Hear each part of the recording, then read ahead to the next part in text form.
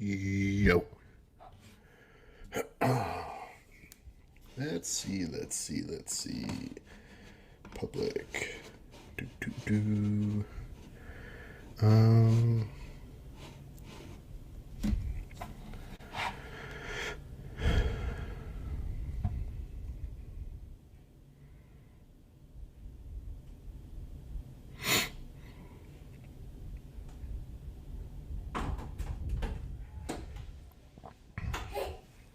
What's up, boy?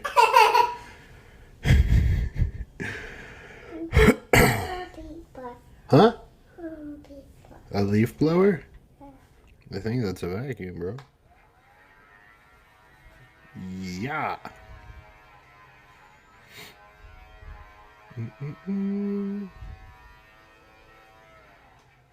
Who's in here?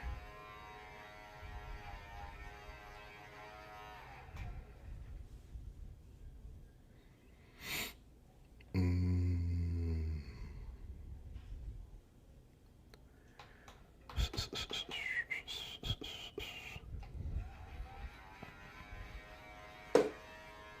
Do do do do.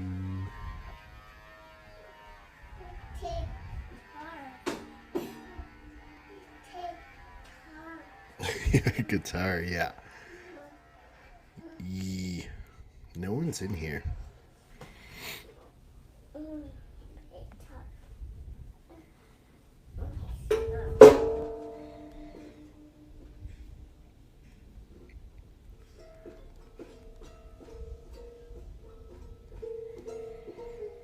Two people. Name yourselves.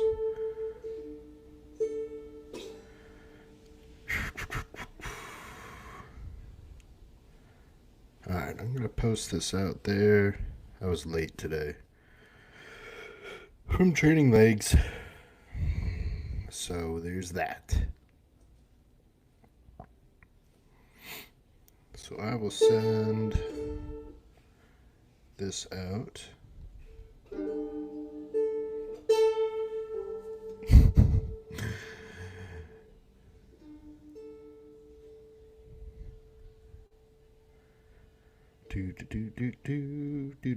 Do. Okay.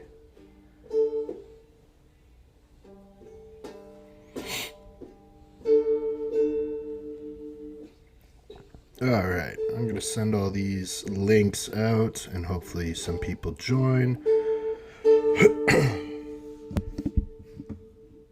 The Fitzhugh family is here, so we can proceed.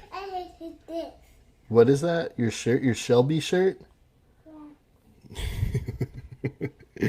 You want to show them? Come here. A big guitar, yeah. Good morning. Just training legs. My brain is now.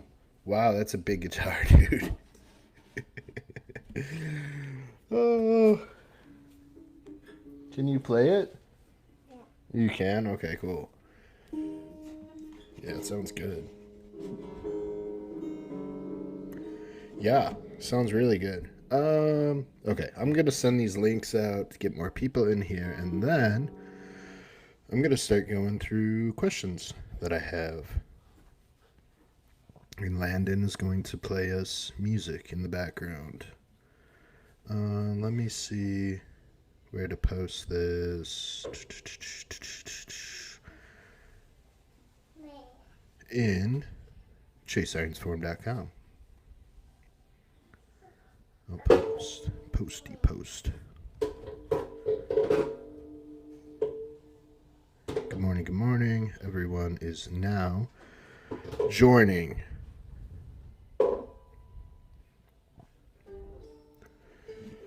Alright, cool. We got some people. I'm not talking to myself anymore. That gets scary. I do it a lot. Alright, who do we got? Amy in the house. Fitzhugh family in the house. Zuderman, my man, in the house. J Money. The infamous DLC in the house. Number 74. Background music is sweet. Fast Eddie in the house. Lee. is in the house. We're getting stimulated on nicotine. My brain is not working. Currently prepping our meals. Both of our meals. Man, find you a man that cooks. Know what I'm saying? Thank God that little shit's gone. All right, let's see. I got some questions somewhere. As for what's new with me, because some people ask me, I don't know why they give a care, but some people do. I'm training again and eating a lot of food and taking gear and being a bodybuilder again. So, took me 4 weeks. Well, I don't know if it was 4 weeks. If it felt every bit of 4 weeks. I don't remember. I would have to ask Raymond. He would know the timeline better than me. Mr. Tommy, are you going to come back to the gym? I'm kind of lonely. Mr. Tommy, I don't like training alone. He's not Mexican, but he is brown. And he doesn't have an accent, but that's how I hear him talk. Oh boy. Mr. Tommy, sir? I'm headed to the Mile High Pro Show today. Only 33 competitors? What the fuck? Is it in someone's backyard? Is someone having a barbecue and they decided to make it a bodybuilding competition? Uh, yeah, you guys want to come to my son's third birthday party and yeah, bring your trunks. That's crazy, dude. That's absolutely nutty. Um. Anyways, 33 competitors, Amy. Come on. Come on. There's almost 33 people in this chat. Not really, but one day there will be. Alright, let me see. I can do some like shit. Backyard bodybuilding. It's just everyone's parents are the judges. Everyone's parents are there to be the head judges. Number 23, could you switch with number 27, please? Thank you. Oh, fuck. Oh, man. That's good. All right, let me see.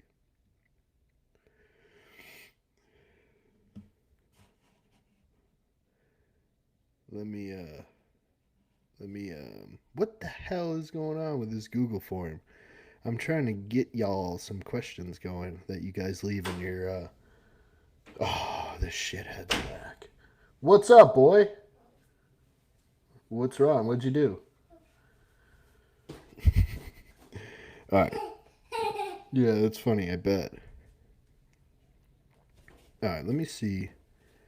Alright, Google Form is not going to participate right now. Let me see if my desktop works better than my phone. Alright, let's see. This kid's up to no good. I'm telling you. Alright, individual.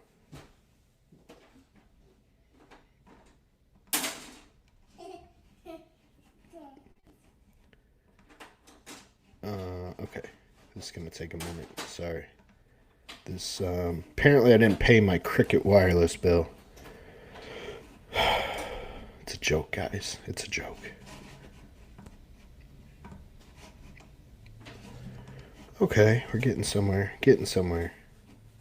Questions.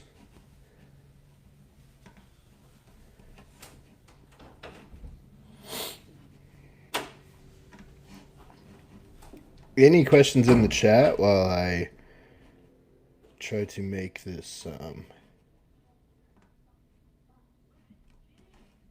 my goodness. Oh my goodness, what is going... This is terrible. Yeah, like the video. all of my useful knowledge that I share.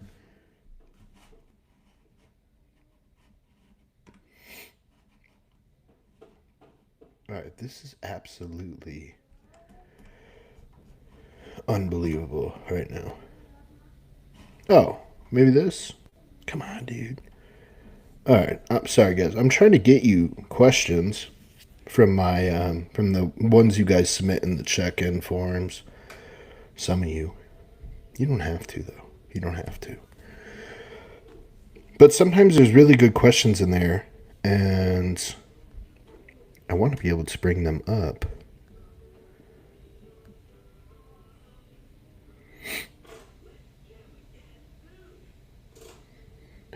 People text me the weirdest shit. It's not weird. It's just random. Just random. Like how people's brains work. Like something just pops in their head. They're like, I'm going to ask Tommy that right now. I don't care. I love it. I love it. That's why I do this. But it's just funny because I'm sitting there thinking like, this is what this person this is what this person's thinking about right now. Oh, here. Yeah. Here we go. Here we go. Okay. Good morning, Thomas Turner in the house. Thomas Turner, hit the like button. I'm trying to get YouTube famous, bro. I'm trying to get YouTube famous. Okay. Let's scroll to some old ones. Damn, I got a ton of them. This is cool.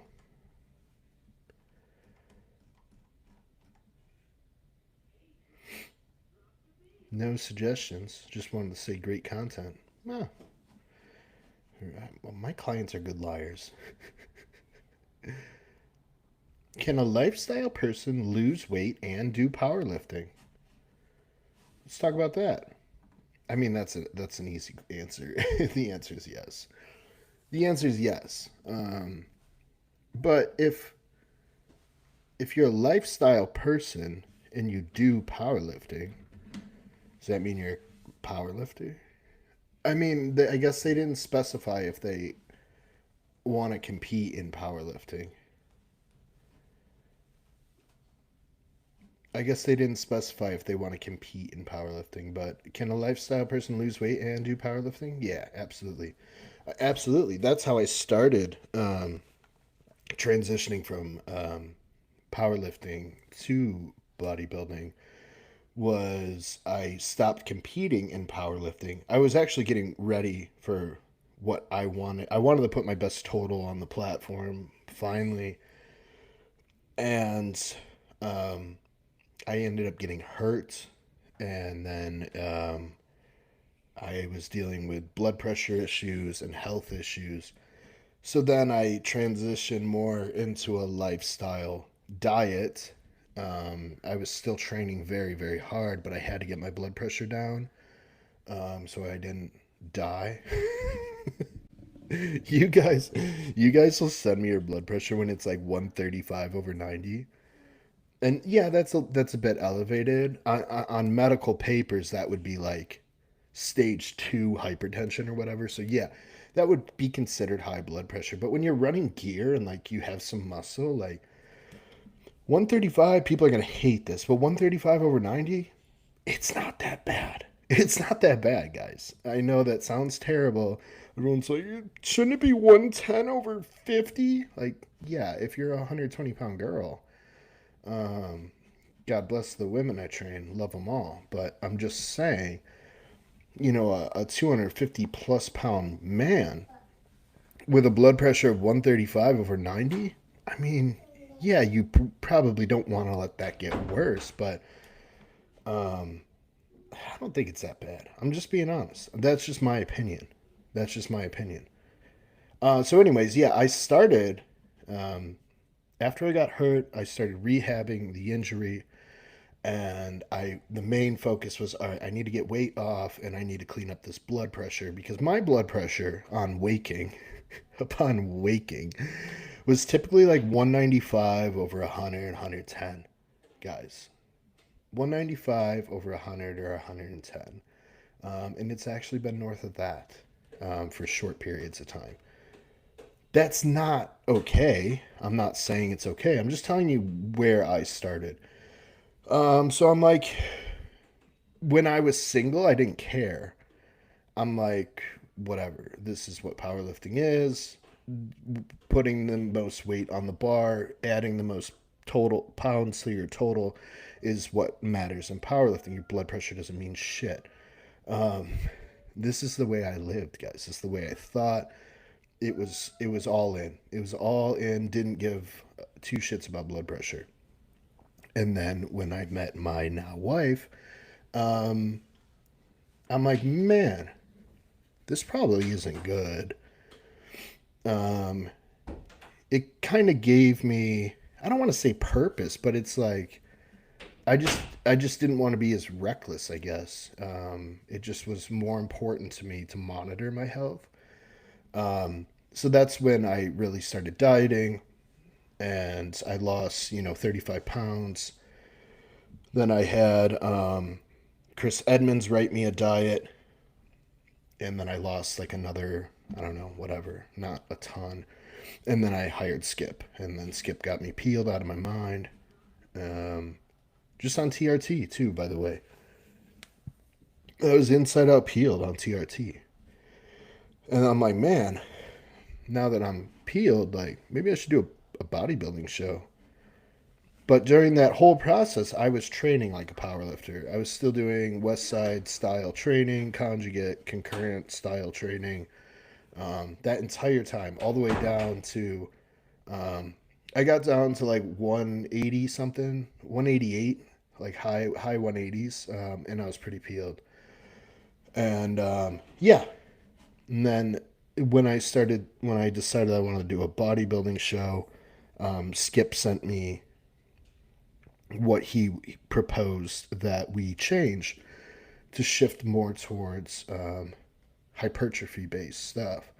So, yeah, long story short, lifestyle people absolutely can lose weight and continue to powerlift. Absolutely. Yeah, I think it's a great blend, actually. And certain lifts get better. Well, maybe just one. One lift in particular got better, where I continued to progress or at least hold strength in it as I was losing weight, and that was the deadlift because you can actually get in a better position. Hey, you can get in a better deadlift position when you don't have a massive gut in the way, believe it or not. That's why some of these fat ass powerlifters are great squatters and benchers, but they can't deadlift to save their fat ass life. Anyways, let's see if I'm missing anything in the chat. Nothing? You guys got nothing? Unbelievable. Unbelievable. We do have Dan in the house. We have Medic Miller in the house. So, thank you. What are you going to do with that? You're going to fix stuff? Okay. So, that's a long answer to that one. Um, this one's just the chest growth video was good.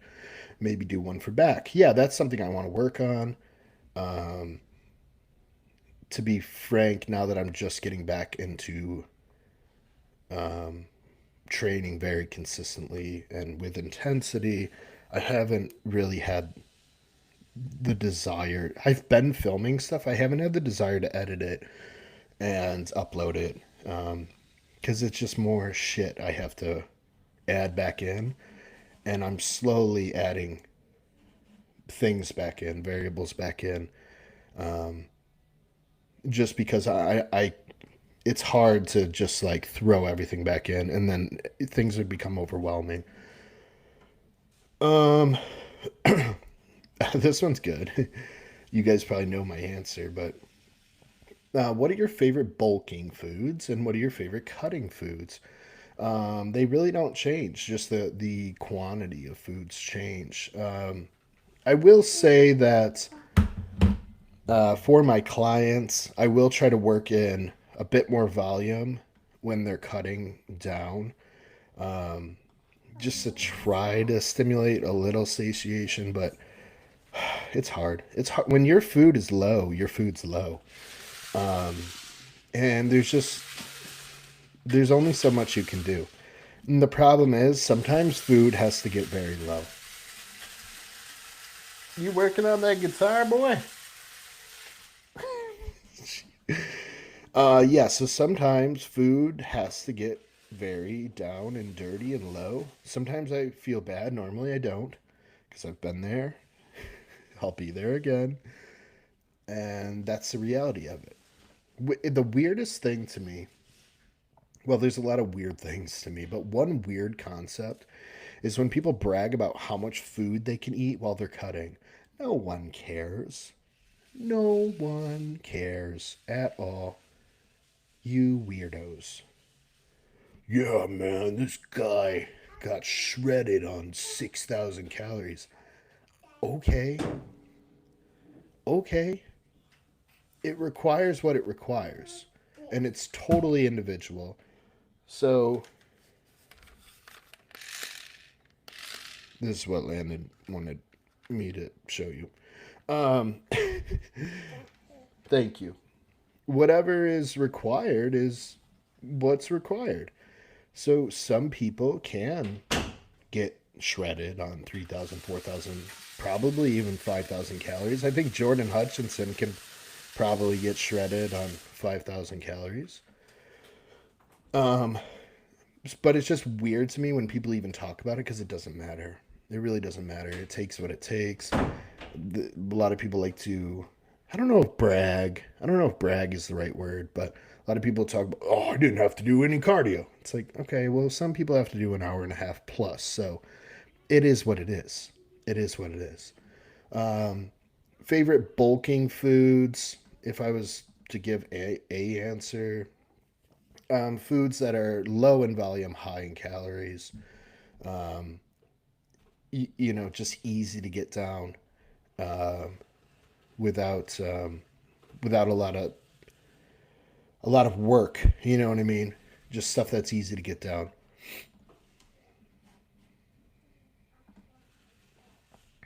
All right, and just checking the chat. ZR, my man, always has some questions. Love it, love it. Thank you for being here. Decisions for mast slash primo with tests in a cruise slash low dose phase, maybe outside of just E2 management, differences in health, performance, look, well being, etc. Say like 400 to 600 totals. Okay, yeah, I see what he's asking. My cruises, I think either one of those drugs are good for a cruise phase. Um, Man, I would probably, I won't say, what I do Masteron and testosterone for cruise phases. Just because Primo's just an expensive ancillary when you're cruising. I mean, Primo's just an expensive drug in general. If people can tolerate EQ, I'd much rather run EQ. If it doesn't give them, crazy thick blood, or if it doesn't skew their kidney markers at all, I much prefer Equipoise over Primo. Love me or hate me, I'm just being honest. Primo's for old guys. It's for old guys who um, just want to run stuff that is. I mean, I'm an old guy, but I still like to fuck around. But um, Primo is for when being safe is your number one goal. Getting results and being safe, lowering risk. Primobolan would take that place. Equipoise is a better drug for building muscle. Fuck me, I said it. Sue me. Sue me. Don't care. Masteron, that is a cutting drug, and that's a TRT drug. That's just my opinion. Masteron is for cruising and for contest prep. That's what Masteron's for. That's my honest opinion. So for you, ZR, man, something like 400 tests, 200 Masteron would be a cruise. If you say your totals are 400 to 600, Or you could look at something like 300 test, 100 masteron or 150 masteron. That's acceptable cruise, I think. Primobolan, I just wouldn't use it in a cruise unless, like you said, you needed it to mitigate some estrogen. But there's a lot of stuff you can do for estrogen management instead of adding Primobolan. One is just take a fucking AI because Primobolan is an expensive AI. You know what I mean? And there's just more volume. Like 200 Primobolan, it's still two C's of oil that you have to pin. And in a cruise phase, I want to limit the amount of oil and volume and shit that I'm injecting because I'm trying to give the body a break. I'd much rather run Masteron E, and I'd much rather cruise that way. Manage E2, if you needed to, let's say you're running 300 testosterone and 200 Masteron, and the E2 was like 65, 70. I would try adding DIM, 200 milligrams of DIM, and then I'll try adding some calcium deglucarate, and that will help clearance of estrogen. And I would also switch to more frequency in injections, and I would use insulin needle and just tiny little volumes of test and masteron, and I would pin every day, and I would focus on, like I said, adding DIM, adding calcium deglucarate, making sure the liver is clean and clear. That's going to help metabolize the estrogen so it doesn't just keep recirculating. It's not always an aromatization issue. You often hear, I'm a high aromatizer, I'm a high aromatizer, I'm a high aromatizer. Are you? Or are you a poor metabolizer? Are you a poor clearer of estradiol? Do you see what I'm saying? There's another side of the fence. It's not just the rate at which you aromatize, it's also, and I think more importantly, the rate at which you clear and metabolize estrogen out of the body through gut health, through digestion, and through liver health. Yeah. Yeah, yeah. DLC says, my buddy and I were talking about diet yesterday. He's eating way more than me. And he's like, I'm so sorry, dude. We are both about the same leanness. It's just funny how it goes. Yeah, dude. You can, he chose his parents better than you. He may have more muscle than you. I don't know if that's fact. He may have more muscle than you. He may be, he probably had abs since he was fucking 12 years old. He could be one of those assholes that we all fucking hate. We absolutely despise. I had dudes. This is gay, but that's what I do. I remember this one kid in particular. I would still like to break his legs to this day, but I absolutely love him. He's a great kid. His dad was actually Mr. America, which is fucking insane. Did you hear me? His dad was Mr. America, so his genetics probably suck ass, right? I was a senior in high school, and this little bastard walks in the locker room, peeled out of his fucking mind. Peeled out of his fucking mind. I'm talking like a dug out 8-pack with vascularity all over his body. And you just look at him and you look at yourself and you go, fuck me. Oh, you look at him and you look at yourself and you go, what the people are just different. And they're just born different. And that's not to take away from his work ethic or anything like that. He was a very hard worker, very strong, trained very hard in the gym. His diet was super clean. Like I said, his dad was a bodybuilder, won Mr. America, and he would, I remember hearing him at the gym, Dad, what's for dinner tonight? Fish and rice again? Yeah, fish and rice. Awesome. Can't wait. You know what I mean? So, anyways, that's just one example of freaks that I've met.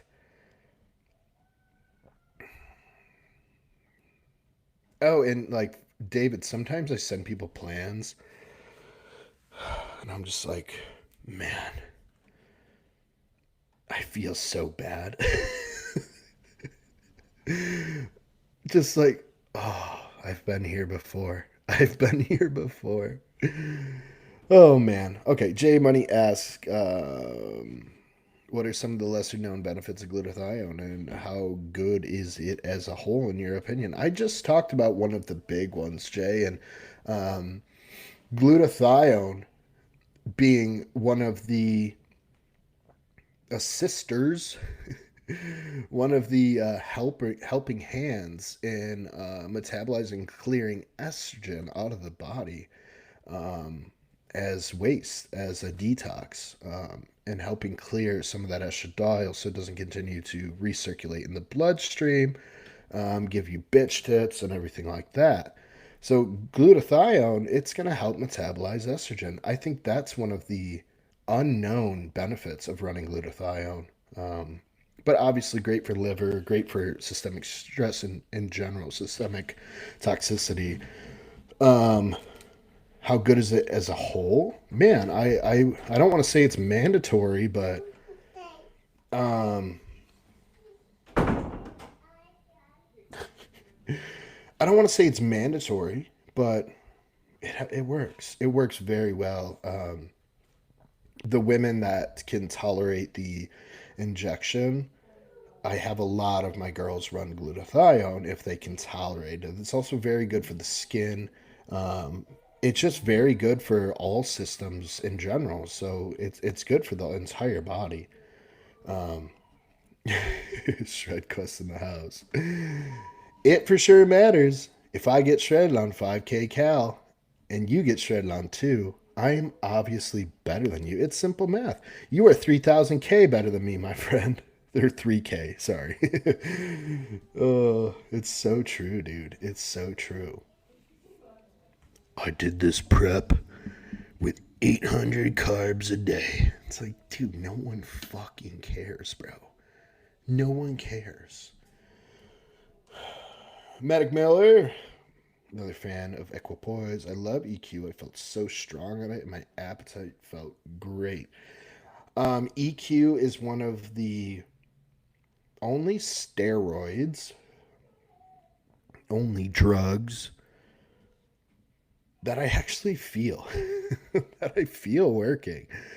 Um, and I'm always an advocate of like, you don't always have to feel drugs. You know what I mean? Unless they're like recreational drugs and you're trying to get high like a junkie.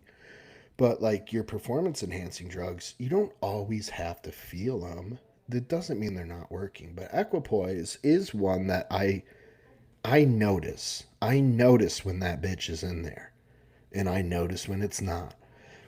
What do I notice? I notice a rapid increase in recovery between working sets. I can do a set of hack squats to near failure or as close to failure as you can get without burying yourself in the bottom and someone having to save your life. And then I can crawl out of that fucking machine. I'll be ready to go in another 90 seconds when I'm using equipoise. That's the one big thing I noticed from equipoise. My training recovery in between sets is absolutely um, unbelievable. So, yeah. J.A. in the house. What up? I have Joseph and I have John Allen, J.R.A. I have J.A. Yeah, this is fun. You guys really like to fuck with my head. Um, Here we go. David said his friend has always been lean and he's always had 10 pounds of lean muscle mass on me. Um, yeah, yeah. We hate those guys. We hate them. Just updated my name to match my Chase Irons form. FYI, I appreciate you. Thank you for making my life easier. What, dude? When we were in, when we had the Discord, um, fucking, once I started getting like a good amount of clients, some guys were using their Discord name, some of them were using their real name, some had like a totally separate email address. And I'm like trying to figure out who these fucking people are sometimes. I was so, it turned into a mess.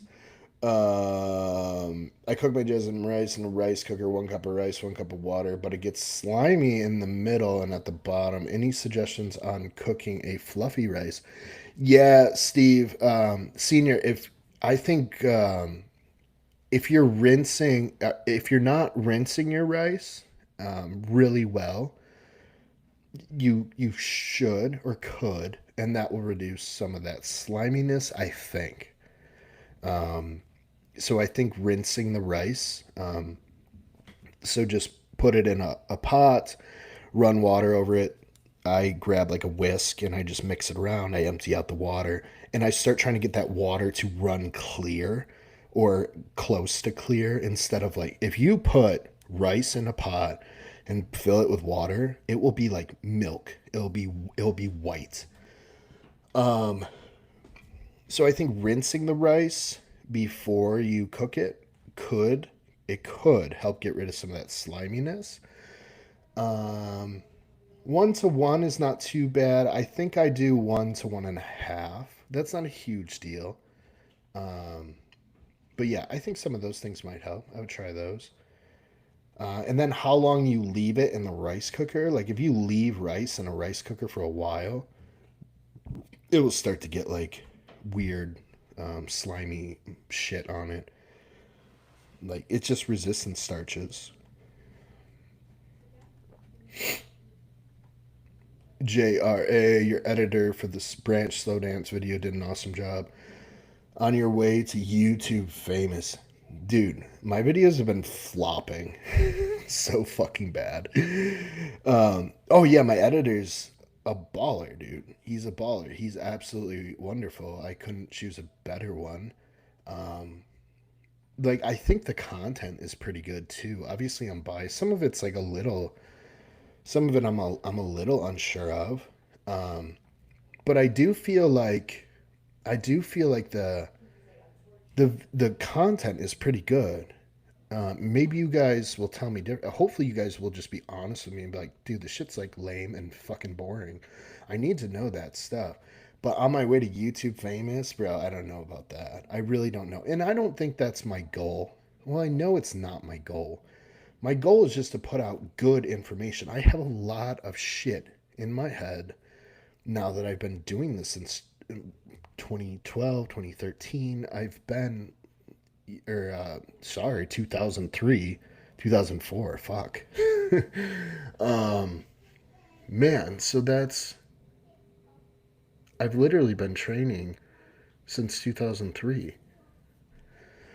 That doesn't mean I was good at it or like, but I've been learning and reading since 2003, guys, since I was a wee boy, a wee lad. And there's just so much shit that I actually forgot. And then when I start talking, I'm like, oh my God, I haven't thought about this in over a decade or over 15 years, over 18 years.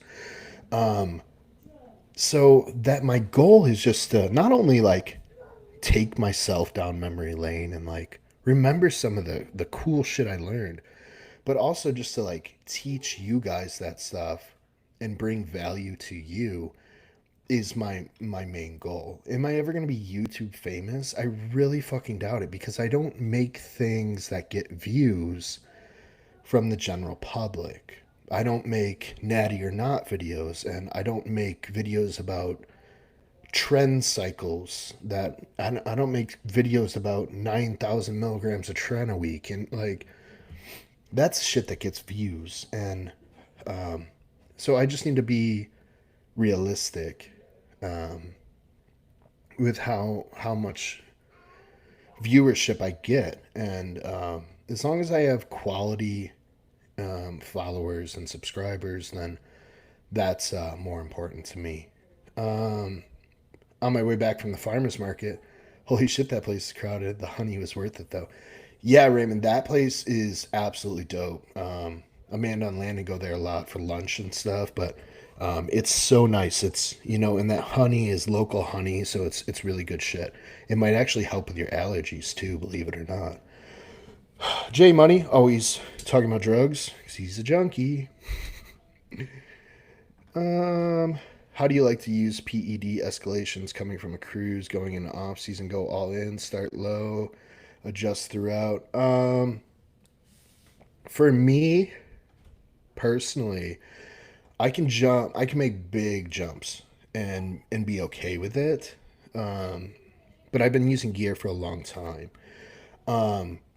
So like for me, I can go from a 300 milligram cruise. I could jump right to 900 milligrams of test if I wanted, and I want to. I want to. I like to just get the cycle going, dude. I like for my clients, it's different. For my clients, it's different because a lot of the times we are a lot of them it's their first exposure to any sort of anabolic, and we want to milk those low doses and just get the most out of them. For an old man like myself, guys, I just get right into it. If I know I'm planning on taking, let's say, 1,800 total milligram load, I'm jumping in. I'm jumping in. I might do slight titrations, maybe 1 to 3 total in the duration of the off season. But normally, Jay, for me, if my cycle is X, I just pretty much go to X. Would you titrate up food during a growth phase, even if you're still seeing strength progress but not weight progress? Yeah, probably. Yeah, probably. As long as body composition's pretty good. Yeah, dude. Yeah, but don't change shit just to change shit, right? Because if things are going really good, you guys get excited. You're like little fucking puppy dogs, and you just want to change something. You just want to do something different just to do something different. And like, man, there's one of the best things I do as a coach is just slow you guys down. Hey, man, what do you think about Ed and Tren? It's like, why, dude? Why? Why would we add it right now? Why would we add it right now? Save that nitrous button. Save that nitrous button. And you just use it at the right time. When should skip loads? Okay. When should skip loads slash free meals be anything goes versus weighted towards high carb? Anything goes. I would never advise that anything goes. I would never advise that anything goes unless that I know that specific client very well. And if anything goes in their mind means that they're probably mostly going to eat clean things. I can tell Dave Wyland, Dave, eat whatever the fuck you want. Because I know he's going to send me his load meal and it's going to be like 400 grams of rice, 200 grams of fruit, 3 rice cakes with Greek yogurt. Like, and then I can tell someone else, like, yeah, anything goes, bro. And they eat 9 cheeseburgers and 3 dozen Krispy Kreme donuts. So anything goes is never, that's typically never going to come out of my mouth. Unless there's outliers, of course. Like, if someone's metabolism's so stupid freaky and they're so absolutely lean and like the needle won't move, then sometimes I will do that, but it's very, very rare.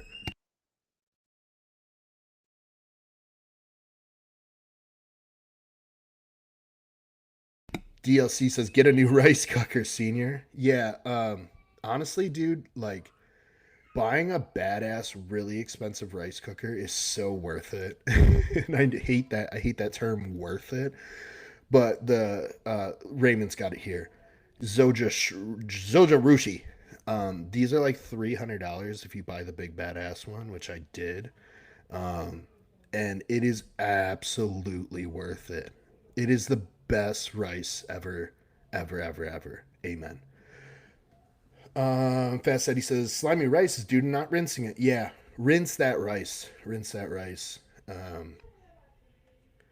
Raymond said, people that don't wash their rice irritate me. Everything irritates you right now because you're hungry and you just train legs. You could also get an Asian girlfriend. Senior is happily married and he does not need an Asian girlfriend.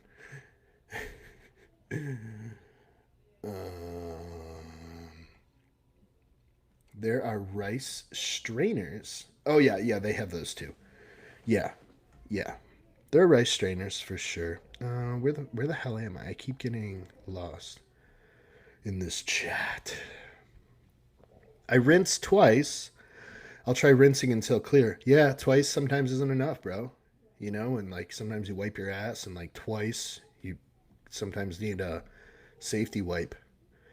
I leave it on the counter. I'll try putting it in a different container and in the fridge. Oh yeah, dude. If you leave it on the counter, let your rice reach like maybe somewhat room temperature, and then you can put it in the fridge. That's how I do it, anyways. What's up, boy? What's with all the ruckus out there? Mommy pissing you off again?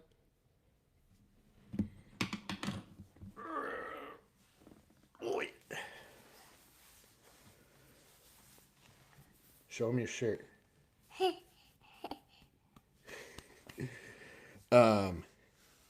Let's see. What else we got, boy? Wow, we're popping in here. Look at all these people that came to see you. Okay. You want to go? Yeah. All right, peace. Get lost. Kick rocks. Bye.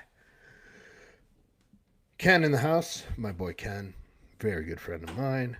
Absolutely loyal, trustworthy friend. Love that guy. Fast Study. I hate the fact that training and informational videos don't always do well. Sorry, when someone else chats, it scrolls on me. Don't always do so well. Okay. Let me do this. I hate the fact that training and informational videos don't do so well. Everyone is drawn to PED talk only. No one to hear the truth about training and diet. PEDs are sexy. They're fun. We all love them. I will make videos about them, but my videos about PEDs are going to be so boring because they're not that fucking cool. They're not that cool. Just run a bunch of tests, run growth hormone, take some insulin when you're ready for it, and choose like 1 to 2 anabolics that you like. And then prep is really no different. Fuck, what was that, 30 seconds? Yeah, that's not going to get any viewership either. That's not going to get any views either. Andreas always has good questions. Thoughts on the potential application or lack thereof of metformin in an off-season setting? I'm not a fan of it. In particular, women do really well on metformin if they can get past what it does to their stomach, and it absolutely fucks up some people's digestion. Metformin does, on paper, have a lot of longevity and health benefits. Honestly, kind of similar to telmisartan, ironically. Metformin is not for me. I'm not a fan of it. I would never fucking take it. I'd much rather walk after meals and, if needed, use some berberine. And more advanced athletes and more advanced people have been doing this longer. Insulin use would be superior to metformin for physicals. Jared in the house, what's up? Tom says metformin is garbage. Thoughts on off-season low dose? This is the thing, guys. Did someone make a video about this? Did someone make a video about this? Because I keep getting asked this question. Thoughts on off-season low dose thyroid like 25 micrograms of T3 for improving anabolism and nutrient partitioning. Um, my thoughts are using T3 is solely based off blood markers. I don't think someone who has a fully functioning, healthy metabolism and great thyroid numbers, proper TSH, proper reverse 3, free T3, T3 uptake. I don't think I don't think you should be adding T3 just for the hell of it. I don't agree with that. I do think most decently large bodybuilders and a lot of women, to be fair, a lot of women, um, T3 is a very, very beneficial drug, especially if you're using high levels of GH. Um, T4 and T3 may be necessary. It all depends on blood work.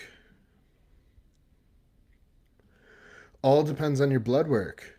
You know what I mean? I would not prophylactically add thyroid um, just because someone on the internet told me to. Um, nutrient partitioning. There's so many things you can do for nutrient partitioning, like walking after you eat, chewing your food better, training hard. Whoa. Tom said, "You're not old." When I say old, Tom, I've been doing this a long time. So I'm an old bodybuilder, dude. I'm an old bodybuilder. 35-year-old bodybuilders, not only are most of them already pro, some of them are almost retired. So, yes, I am old in this industry.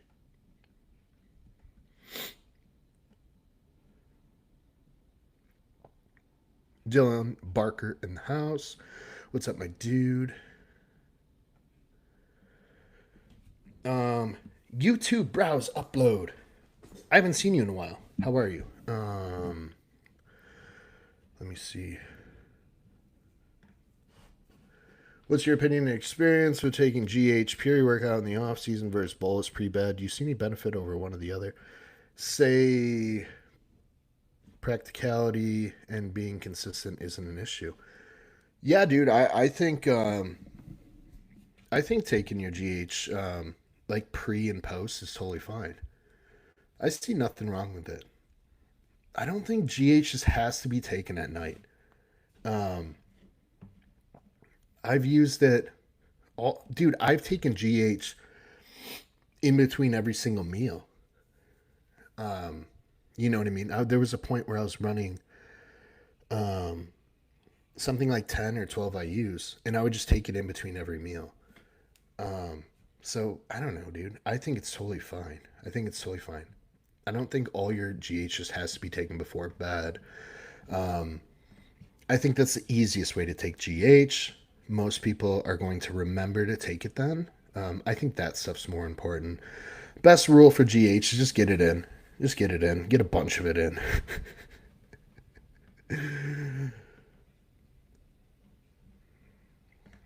Andres, I believe the rationale is something like why not optimize your thyroid function if free T3 is not in a perfect place? I would certainly agree that it introduces a good deal of potential problems. That's the rationale. That's not your opinion. Why not optimize your thyroid function if free T3 is not in a perfect, quote unquote, perfect place? I would certainly agree that it introduces a good deal of potential problems. I mean, T3 is very benign. I mean, fuck, I know coaches that had some of their figure girls on like 200 micrograms, and I think that's absolutely crazy. But you got to think about what T3 does. It honestly, at the end of the day, just increases your total daily expenditure.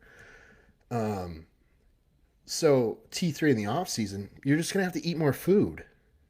And if your thyroid is down regulated in the off season, you're either running a fuck ton of growth hormone or You're eating like a pig. You're eating like a shithead.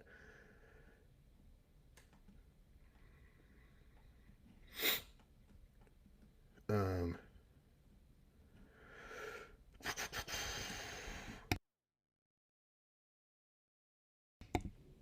do you have any experience or knowledge on healing and rehabbing quad tendonitis? Can't do squat, leg press, leg extensions right now without mad pain. Um, yeah, bro. Is it diagnosed or are you assuming that you have quad tendonitis? And I'm not being a dick. I'm genuinely curious. Um, a lot of quad tendonitis comes from the glutes being really lazy. So I would start your leg days by really warming up the glutes. Um, I think that is underrated. So I would start with that and miss some of this stuff. What did I say right, Raymond? Oh, the rice cooker? Yeah, that one fucks me up.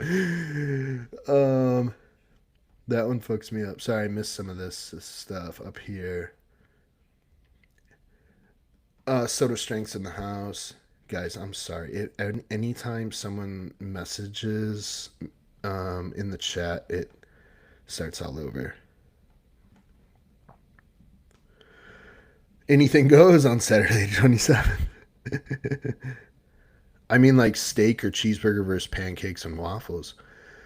He's talking about freeload or cheat meals. Um, bro, if you're lean enough, a steak or a cheeseburger is not gonna ruin it for you. You know what I mean? It's when guys binge that worries me. Damn, I never washed my rice, bro. Wash that shit, dude. Shred Quest in the house. He left another comment. Not all rice cookers are created equal. I agree. I have an expensive one that sounds like a Pokemon name. Bro, yeah, that's the best one, bro. And it makes perfect rice every time. Yeah, Raymond dropped that in the chat. I'm not gonna say it again because I'll fuck it up. And but Raymond already said that I said it right, so I'm one for one. I'm not gonna ruin those batting odds. What am I missing out on? I don't care about slimy rice. Um, Man, there could be. I don't know. I just don't love that it came right from a manufacturer. It just makes me feel a little better inside when I clean it, but it also reduces some of the shitty stuff on there, and it can clean off some of the resistance starch. Just wash your rice, dude. Have you ever read the instructions on how to cook rice? It tells you to wash that shit. Where did the boy get that head of hair from? Bro, it's blonde too, so I don't know. Probably the mailman. My wife's a whore. Um, uh-oh. Mrs. Fitz, you bought a cheap one.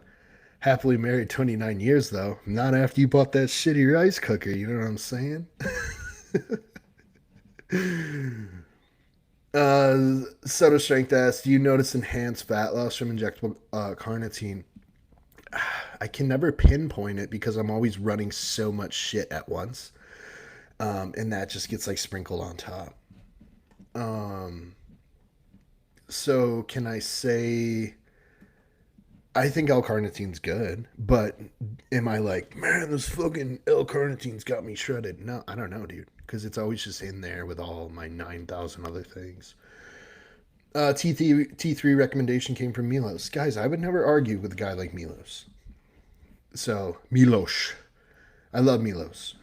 Um, that's how I say his name because I'm white. And I don't know how to actually pronounce his name. Sorry. Milos. Milos. Um, this is really frustrating that it reloads.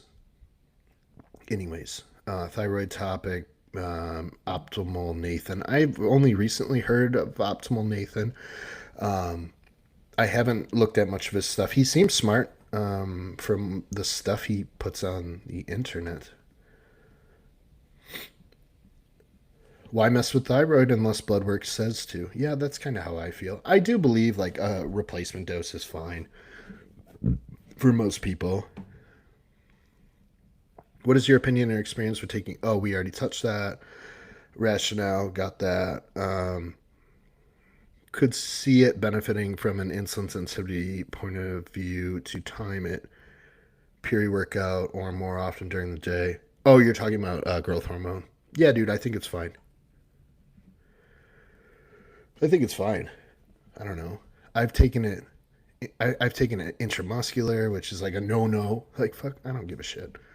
Worked for me. Tom says, "Yeah, you are old. Now you're my dad. Thanks, son." Here, some guys get better pumps, theoretically more IGF-1 produced locally in the muscle when doing pre-workout. Is that bro science? Um, yeah, dude. Bro science works though. So like, what's wrong with bro science? I don't know, dude. I don't know how to read fucking medical studies. The guys that claim they do, they just chat GPT shit and make reels and they look super smart because they said a word you don't understand. They don't know fuck all, dude. They don't know any more than you guys. They just know how to make clicky fucking reels. They all suck.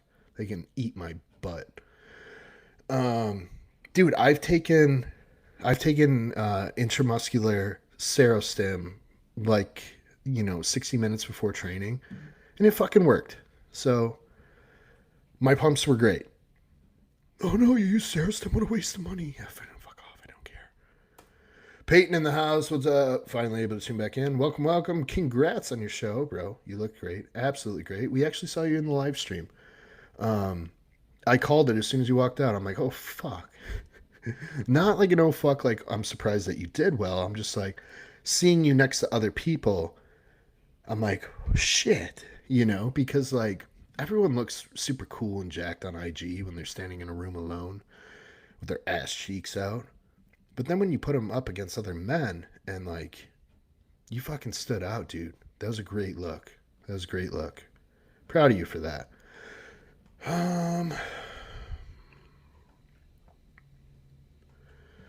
How was your blood sugar and insulin sensitivity when dosing it? My insulin sensitivity is always good, my friend. My insulin sensitivity is always good. I do the shit that make it good, like walking after meals. I'll keep circling back to that. What benefits or drawbacks did you see from that versus bolus? I don't notice a difference. I do think the pump was pretty fucking big when I was taking it pre-workout, and that could just be in my head. But if shit's in your head, if it's a placebo, placebo can equal muscle sometimes. Between meal dosing, what was the theory or rationale behind dosing your GH between meals like that? That was in a deficit. These are good questions, dude. These are good questions. That was in a deficit. The theory or rationale was to increase lipolysis in between meals, particularly on low days when carbs were very, very low, just to enhance the likelihood of utilizing fat as energy and burning more fat. Yeah, Joey, that was going to be an honorable mention. Thank you for bringing that up. Blood flow restriction training has helped my knee pain a ton. Absolutely. I did overreach my glutes and quads and just had a deload. And that's when I started having more pain. Don't overreach, guys. Listen to your body. Yeah. Yeah. That's a good quote. Listen to your body. One thing you can try, YouTube, a resisted treadmill walk. So if you leave the treadmill off and you put it on an incline and you just pull the track and do that for like 2 minutes forward and then turn around 2 minutes backwards, or you can drag a sled. That stuff can help just get blood and nutrients in there. The bugs and dirt, DLC says, for rinsing your rice. Andreas, would it be unreasonable to suggest that most folks are investing far too much time? Yes. Andreas is asking, do people think too much about drugs as opposed to diet and training? The answer is yes. The answer is yes. 100%.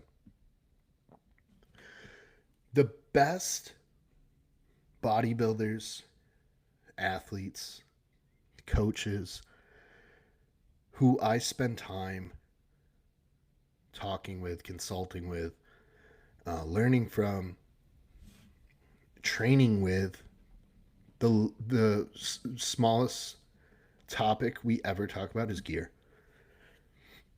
We talk about food and training, or we don't talk about bodybuilding at all.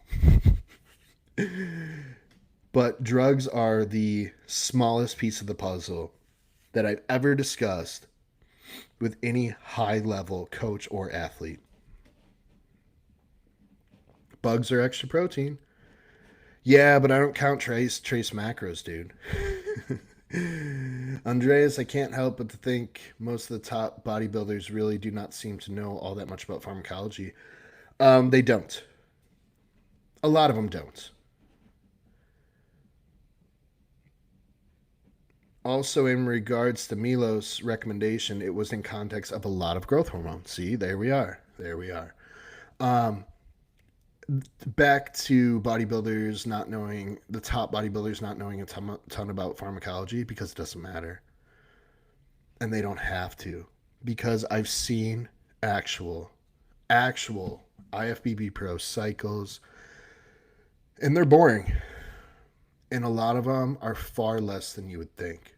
Some of them are more than you would think. Like, I have seen pros um, using things like 12, 18, 20 IUs of growth hormone a day. But like the anabolic load, man, some of it was not alarming at all. Some of it was high. Some of it was high. But like, I mean, at least I could justify it. Um, but there are outliers. I've heard of pros. I know one pro in particular was running 15 to 20 grams a week. And he was an extreme outlier. Like, it's not the commonality. He was an extreme outlier. So not all pros are running anything fucking near that at all. Um, I've I've seen a lot of pros 2 to 4 grams. I've seen some contest prep that are like 1,500 milligrams with a ton of fucking orals though, a ton of growth hormone. Um, so they're not running low shit, but I think guys exaggerate how much they're actually running. But they're running enough.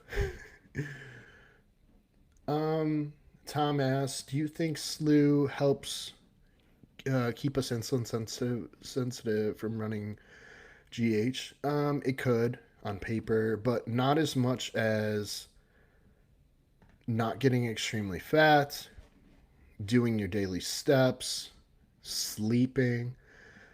Not as much as the basics. Those will help you from getting insulin sensitive while running growth hormone. Mac Miller's going to train legs. Peyton says thank you. He's talking about his showing. The best part was meeting the community and making friends. Yep, that's what's always fun about bodybuilding. Thomas Turner, when trying to cut down below 10%, not shooting for a competition, doesn't matter. Is it best to have a certain time period, a certain number of weeks to do the cut? Not always. Not always. Um, I mean, if you want to set like a personal goal for yourself, that's fine. But a cut doesn't end until the body fat's gone.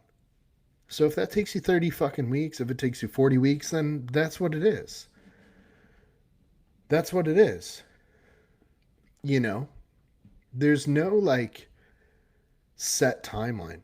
Some guys, I've had to do it with some guys who start at a higher body fat where we need to take a break from dieting, where their food gets so fucking low, where it's just like, okay, I'm starting to get concerned with how low your food is. I'll take 4 to 6 weeks to build their food back up just so we can chop it back down.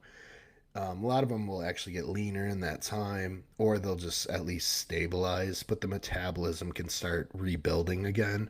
And then we can start the process over. But yeah, some guys or girls will have to take diet breaks to actually build that metabolism back up, before you can just keep pushing and pushing.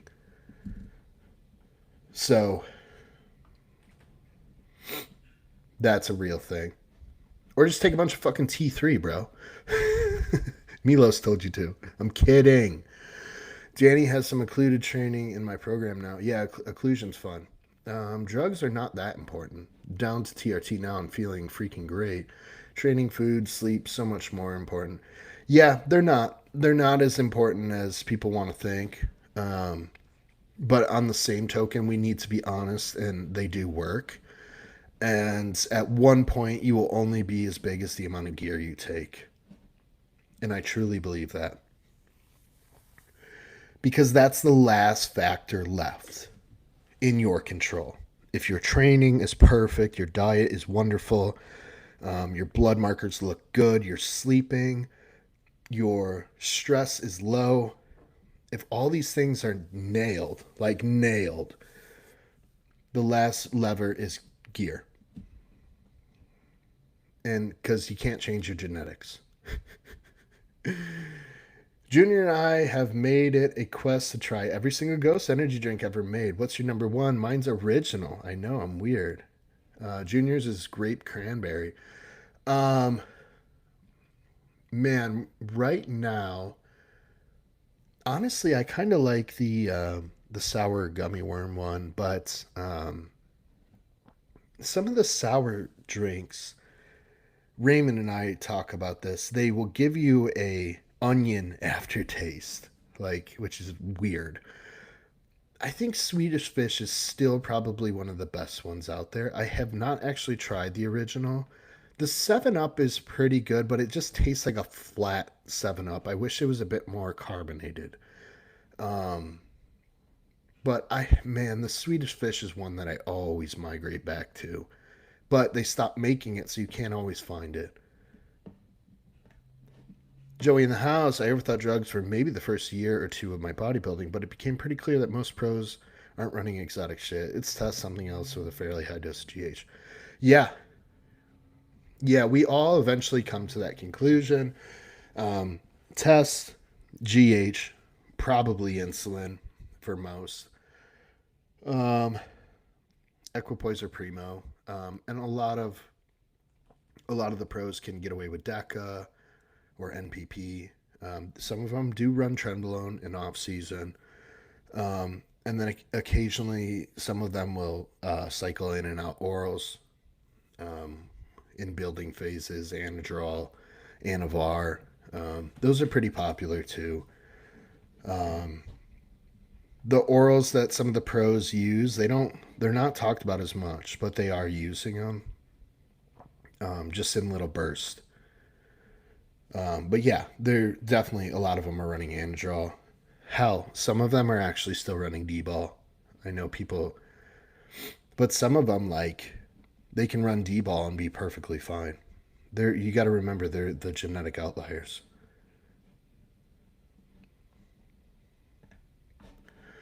Upping the dosages is almost worth it just for making TRT great again.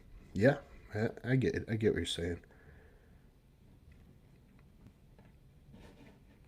Senior says I was so fat it took me 9 months of being in a deficit. And I mean, man, in the grand scheme of things, it's not too bad. That's not too bad. Um, a lot of the times, a contest prep could be 20 weeks for some people. Um, so 9 months is not so far above that. You know, it's a little bit above it, but man, you made incredible progress. So, um, Woodman's still has a bunch of yeah. Oh yeah, I get ghosts from Woodman's almost every week. Um, Elliot Dermond, is that how you say his name? Is the only one with a good physique talking about the weird compounds, and that's probably just for attention. You know why else? Can you guess why else Elliot talks about the weird compounds? I'll give you a moment to respond. I'm not giving you any hints.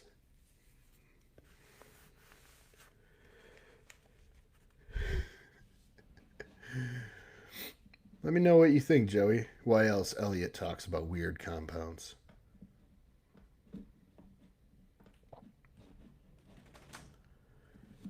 Holy Moses. The wind almost just blew my house over like the big bad wolf.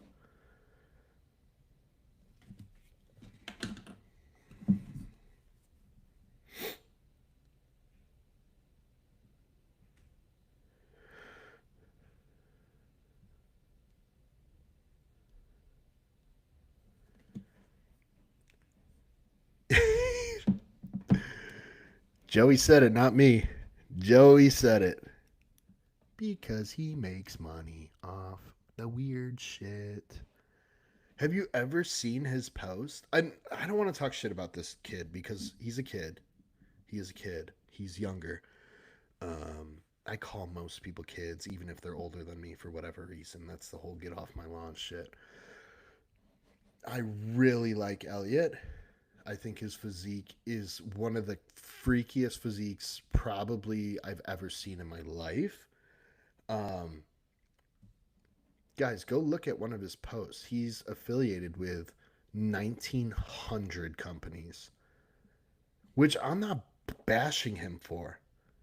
Um, I'm not bashing him for it at all. I That's fucking dope. The dude, he's making a living doing the shit he absolutely loves. Guys, that's everyone's dream. He's living everyone's dream. Um, and he has a badass physique. But can you hear me now, blue collar? Turn up your damn cell phone, my bro. And I'm not bashing him. Hopefully this is better, Dave. Let me know. I'm not bashing him because I think Elliot's physique is like one of the coolest, freakiest things. Um,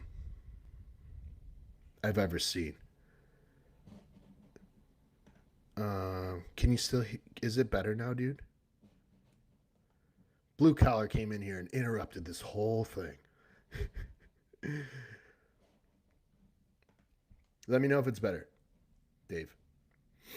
Um, yeah, Elliot's an absolute freak, but yeah, he's affiliated with like 19 million companies. So he's going to talk about those products, which there's no reason to bash him, but um, that's why he talks about all these crazy compounds and stuff.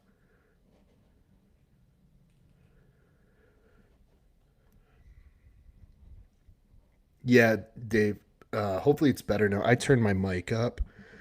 I'm breathing super heavy because I trained legs like not too long ago. And I'm trying not to annoy everyone with my lip smacking and breathing and all the other noises I make. Um, Audio's fine. I have headphones in though. My bad, bro. You're good. Okay, cool. Blue collar in the house. What up? What up? Hope you and the missus are well. You and Jackie. You guys are killing it. Love it. Love to see it. Ken says audio's good on my end. Okay, good. Okay, good. I need everyone to hear all of my knowledge. Dan says cherry lime made.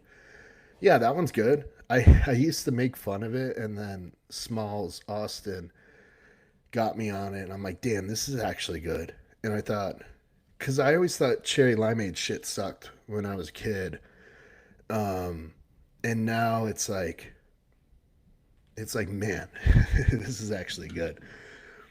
This is actually good. But yeah, wherever that question was, yeah, people absolutely think way too much about gear. Um, I've been there. I've been there.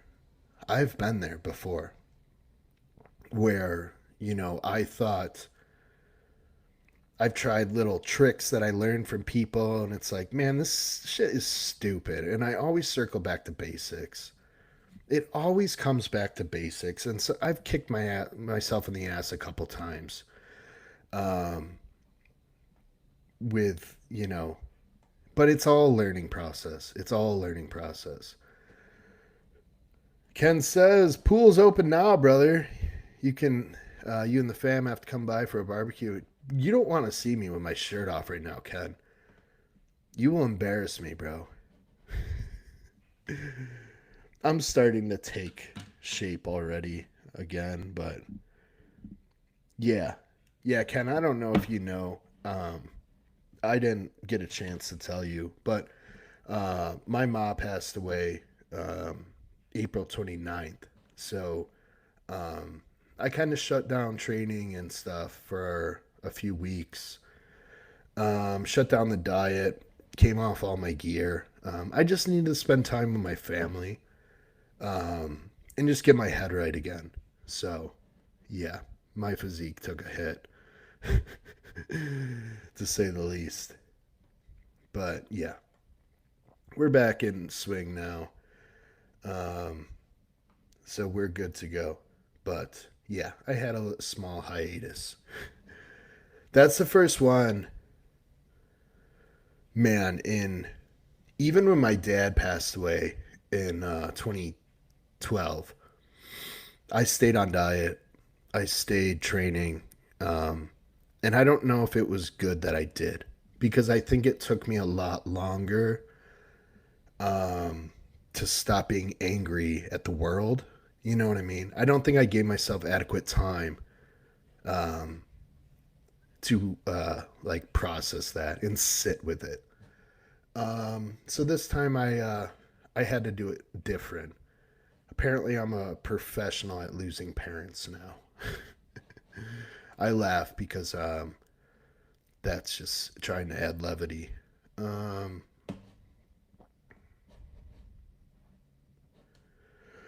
what else we got? Otherwise, I'll dig back into these questions I have here.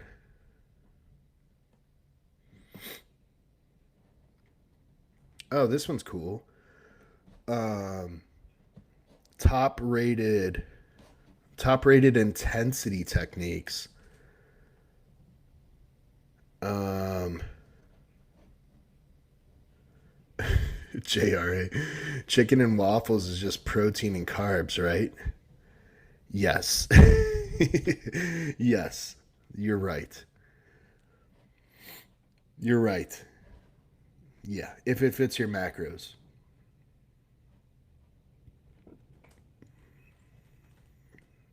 David said, "Will bounce back. Sometimes you got to give yourself that time." Yeah, this time I gave myself that time.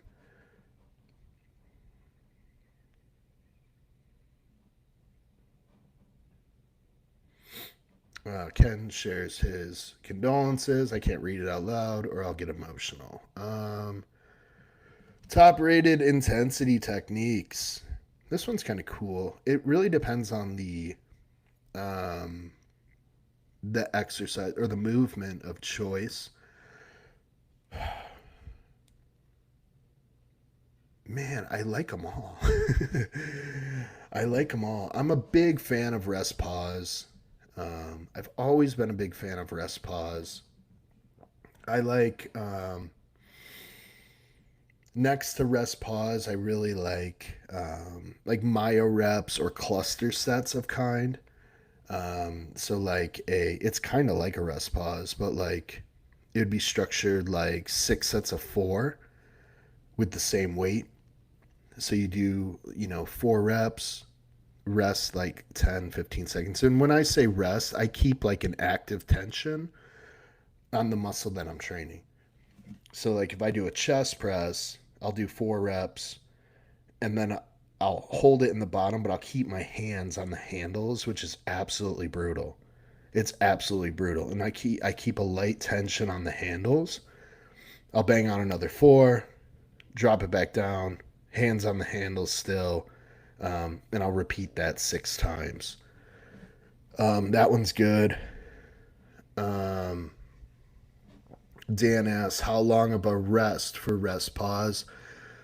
Um, I don't time it. I just kind of go when I feel mentally ready, but it never exceeds 20 seconds, I would imagine.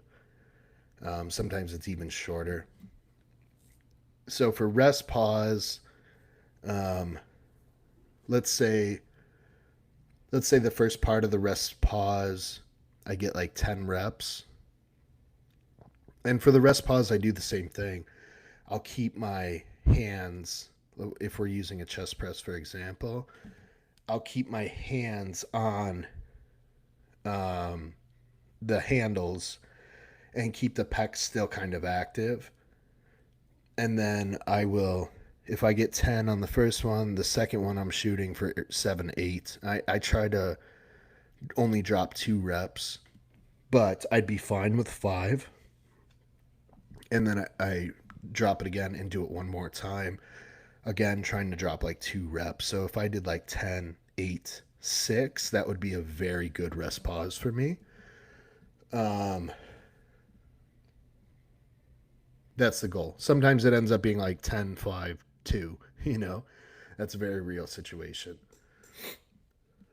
For muscle rounds, if I do 6 sets of 4, if I get to like the 4 sets of 4 and I'm not getting 4 anymore, I will drop the weight so I can finish the 6 sets of 4.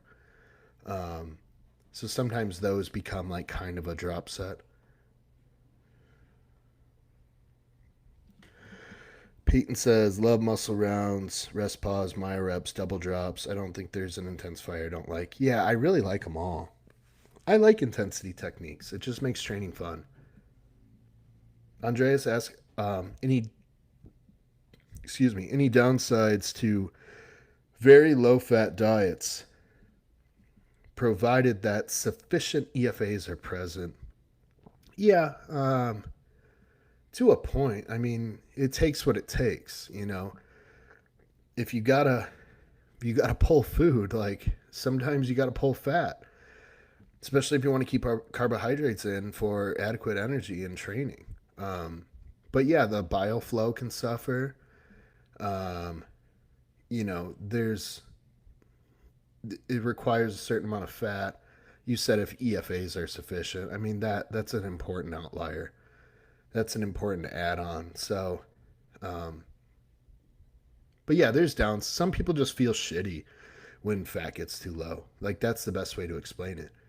Because your brain requires a certain amount of fat to even function, and then fat does a very good job at stabilizing blood sugar. Um, the other thing is fat is uh, pretty significant in digestion. An example, bile flow, even like oils, like olive oil, um, their part in like lubricating the colon and making sure that things are hydrated and lubricated so stools don't dry, right? So even adding in like even if it's 3 grams of olive oil, that can help with digestion. And then obviously, um, lipids, your overall lipids will be a factor. But you did say EFAs, so that kind of changes a little bit. Um, Senior asks, is it bad to make every last set of every exercise a drop set? Um, I mean, I probably wouldn't. I probably wouldn't. Um, I mean, if you're recovering from it, then I guess you're fine. But yeah, I don't know if I would do every set. Um, yeah, I don't love every. It depends on the exercise too. Like if you're doing like hack squat, leg press, like lunges, and like let's say you're training legs, and every single last set is a drop set. I mean, man, you're gonna be pretty smoked.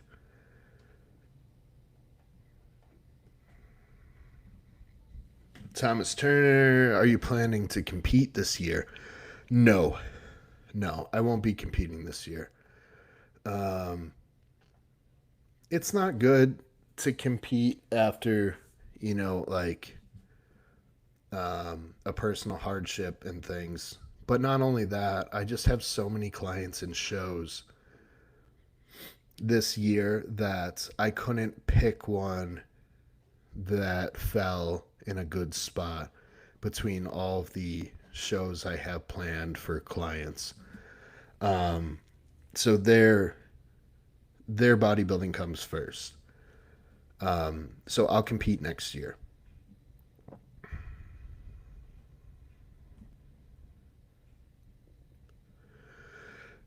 Peyton says we dropped all added fats during prep. Coming out of prep, I was going hypo during training. We added 7 grams of a healthy fat pre-training to stabilize. Yeah, yeah, that's what I'll do a lot of the times. If my if me or clients are starting to go hypo like really early in the training, then yeah, I'll add a little bit of fat to slow that down. Or I'll look at changing the carb type that they're using pre training, but normally just a tiny bit of fat. Even something like MCT oil, which is really fast, even something like that, if their stomach can tolerate it, I'll just add a little bit of that, or coconut oil, which is essentially the same thing. A little bit of, high quality olive oil can go a long way. Macadamia nut oil, walnut oil. Um, I try. I mean, I sometimes I use nut butter for some people pre-training. I think it's a good one, but just in small quantities, like you said, just to kind of stabilize.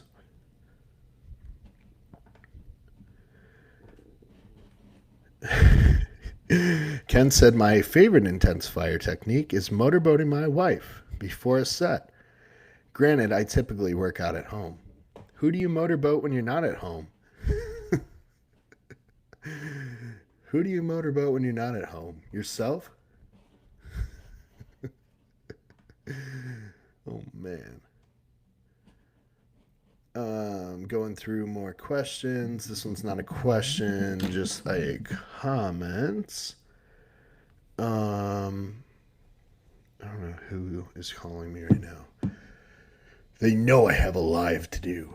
Your videos recently have been great. Oh, thank you. I love the Saturday morning lives. Thank you. Really enjoying your content. You guys gonna ask any damn questions? Meal prep hacks. I'll have to think about this one. I'll have to think about that one.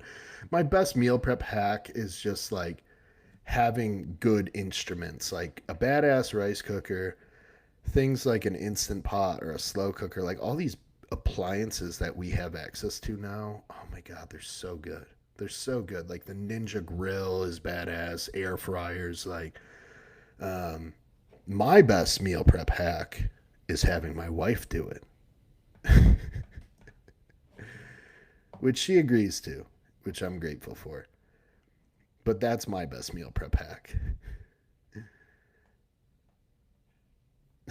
These people, the, their question is drugs, drugs. Oh my god, you guys are nuts. Let's see what else. That's the shit.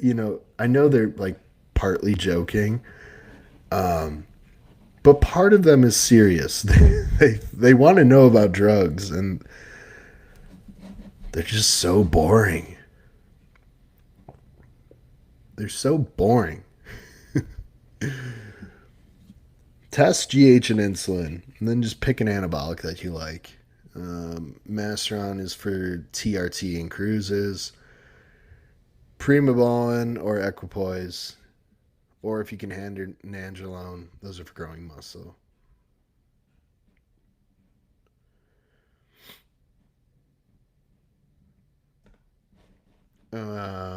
What's your favorite white fish to eat if you only had?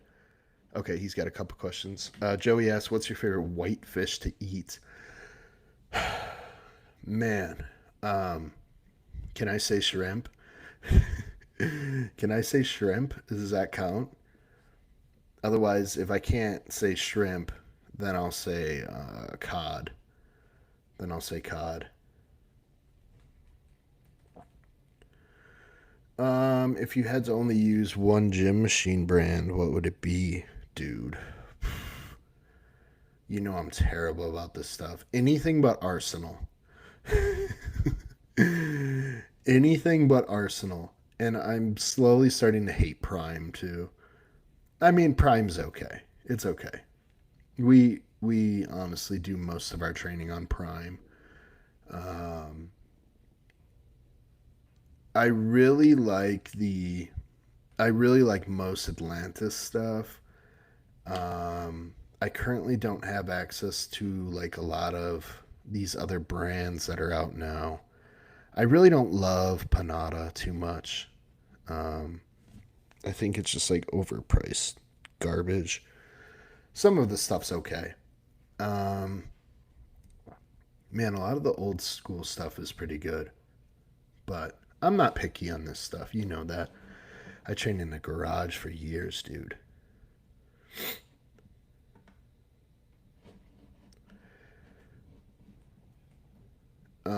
Joey says, any limits? I'll get back to your question, Ken. Any limit on how much beef an athlete should eat in a day? Um, typically, typically in a diet setting, um, I'll work beef in once or twice a day, and then I say they can sub salmon in um, 1 to 3 times a week. Um, but for the most part, beef is like a once a day thing. I'm For some of my athletes, depending on their blood work and things like that, I'm not afraid to get it into the twice a day. Shrimps are gay, probably. Ken ask, here's a good debate question for you. Do you think drop sets build muscle? I do. Yeah, I do. I do. You know me, Ken. I'm a fucking old meathead, dude. I don't get involved with what science says, and to a point, to a point. But man, I've been doing drop sets for a long, long time, and yeah, I think they help. I think they help. Here's where I don't like drop sets, Ken. When you skip, when you anticipate that you're going to do a drop set, and you skip keeping intensity and discipline during the straight set that is before the drop set. What I mean by that is like if you do 10 and you could have done 15, so on that first straight set you cut that short just because you know you're going to do a drop set. I think that's bullshit. I think that's bullshit. I think you need to do that first set effectively and properly and not cut it short just because you know the drop set's coming, if that makes sense. I think people use drop sets as a cop out to make it easier. Um, to make it easier but feel more intense. When really, I think if you just stayed in that first set a little bit longer, you could have got a lot more out of it. And then you drop the weight because you truly have to drop the weight. You can't do anymore at the weight that you had on there to begin with. That's how you do an effective drop set. People are cutting that first part of the set way too short. Way too short. So they're stepping over dollars to pick up pennies at that point. I've only used a couple MegaMass things, Joey. And that's when we were in Ohio. Because my gym doesn't have any MegaMass shit. Um, and I thought it was okay. I thought it was okay. Um, have you seen Apollon? I don't know how to say that. Apollon? Nutrition's health products, pretty stacked. Better than Morphogen. Bro, fuck you better than Morphogen. No, I haven't, dude. I'll check it out, though. Thank you for the recommendation. Um, I'll have to check it out. I've heard of them. I can't. Are they the ones that do? Let me see. Let me look it up.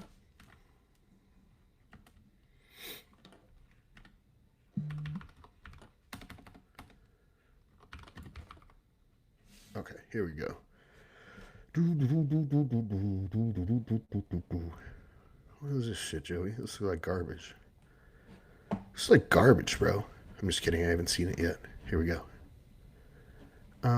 Shop, health and wellness. Do they sell steroids, Joey?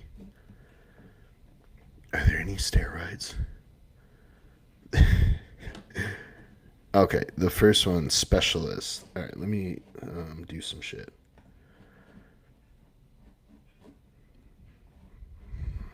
Let me see.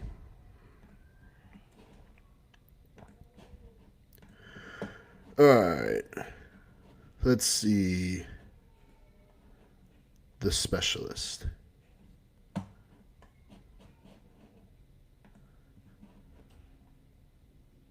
Okay, wow. So this one seems to be like a multivitamin, but it also has like citrus bergamot, Tudka. Okay, so this is like an overall health one. This would be comparable to like Prime from Morphogen. Um, yeah, this one seems good.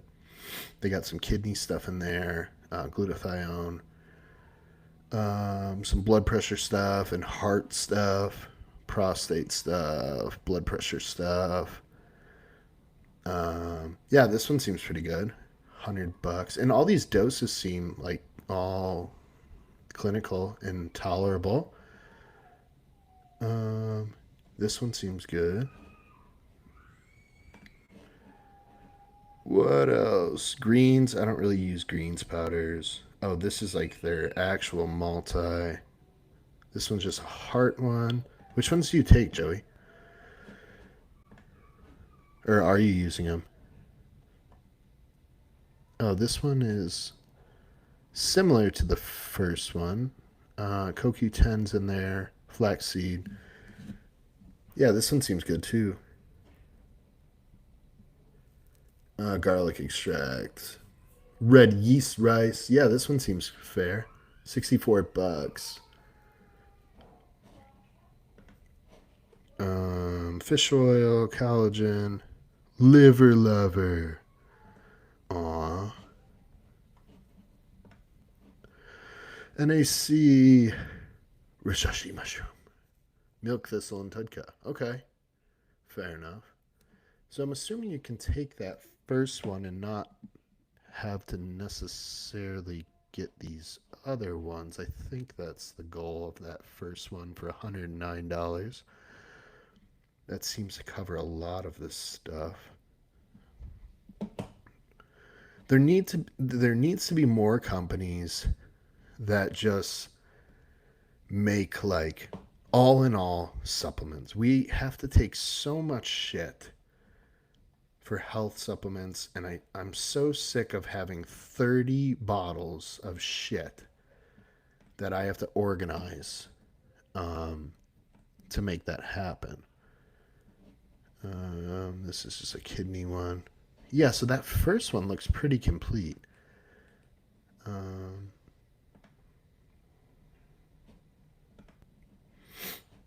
what did I do?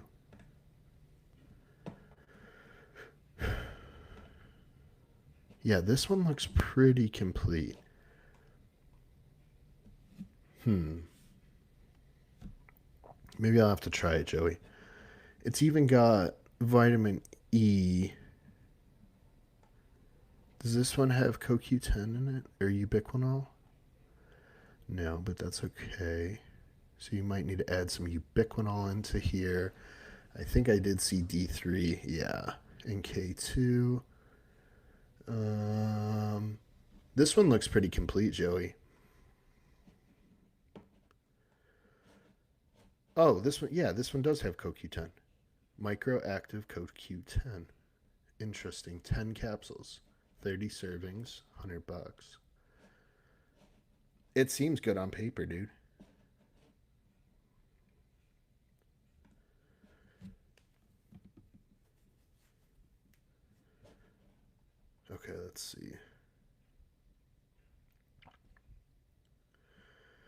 Yeah, Raymond says Arsenal leg press, the only Arsenal piece. Ken says favorite and least favorite brand of exercise equipment.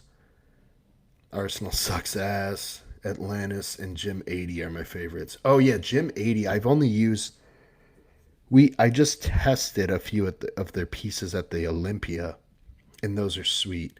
I've never tried any new tech stuff. Atlantis is wonderful. Chase has a bunch of Atlantis stuff, and I really like all the Atlantis stuff. Peyton, Panada's like buying a Prius with really nice leather upholstery. Yeah, dude. It's a Prius with Ferrari interior. Oh, those drop set pins, Ken says. Yeah, those are awesome, dude. Not gym pins, they're drop set pins. You put them in the stack and they pop out. They're awesome. Mega Mass is nice. They're just huge. Yeah, they're like, it's like they're trying to build an airplane, that you exercise with. Yeah, Leviathan's the one I stick with right now, but man, that one looks kind of appealing to me. Just to knock down some of the bottles of shit that I have to organize through every fucking day. Heart, kidney, and liver from them. The specialist is their all in one. The all in one is, yeah, okay, that's what I was wondering. The all in one isn't as high dose as the individual. Okay, okay, okay. So you use heart, kidney, and liver. Okay. Yeah, I'm going to look more into that after later today. Electric Limeade, that one sucks, bro. JRA, you are wrong, dude. That one sucks. I gotta pee. Please leave me more questions, or just leave, whatever you want to do.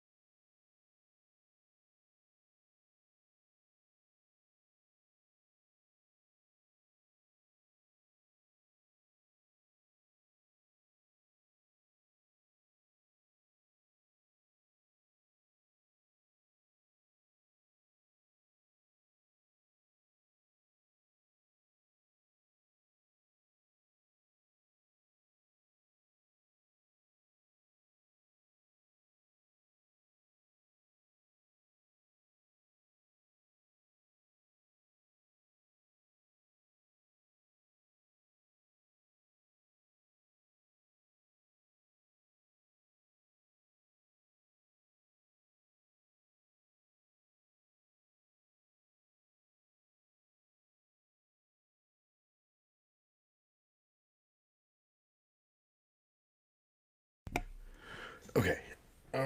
Cool thing about Mega Mass is it's literally just a one person company. Huh. Some Asian guy. I didn't know that. I didn't know that. He's just making big ass fucking equipment by himself. That's funny. I didn't know. I didn't know that.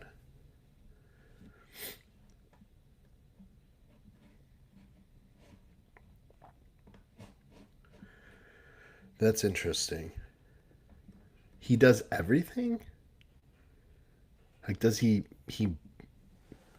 build them and everything? Or he just designs them?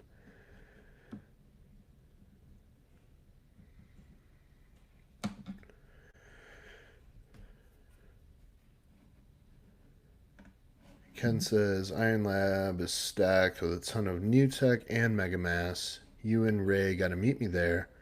Yeah, yeah, we wanna check that out for sure. Yeah, we wanna check that out.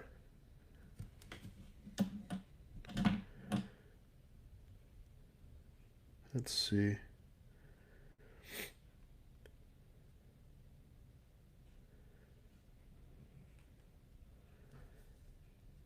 Um,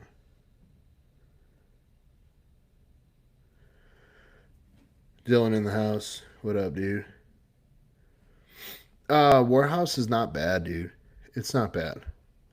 Some of the machines we don't even bother with. Dylan, what's up, dude? I think he sends the designs to a manufacturer. Okay.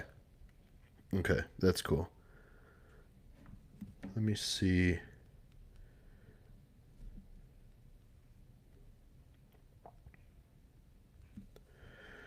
Boo, boo, boo, boo, boo. Boo, boo, boo, boo, boo.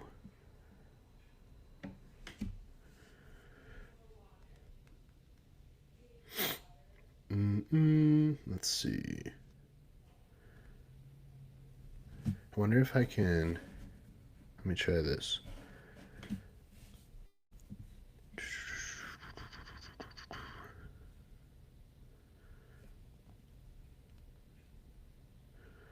Let me try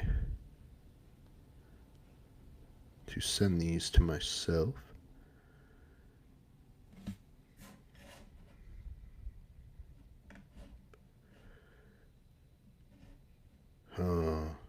Alright, I'm going to try to send these videos that Raymond just sent me to myself and then send them to my WhatsApp and see if I can play these. Because these, I want you guys to try this squat set that we did. It was pretty brutal. It's just for like 60 seconds straight. We did it pretty much at the end of our workout.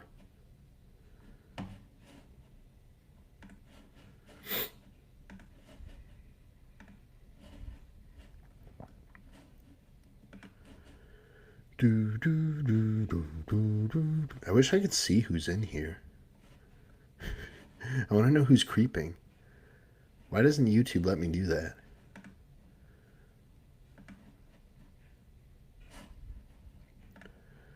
I need to know who not to talk shit about. I'm kidding.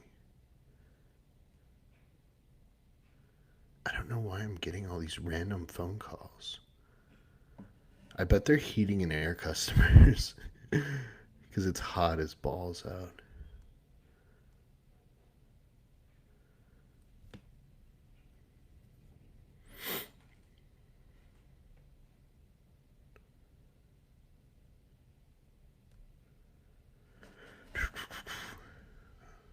Um,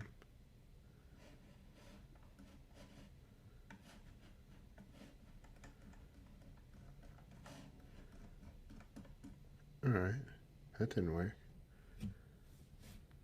Oh, thank you, Raymond. What did I do?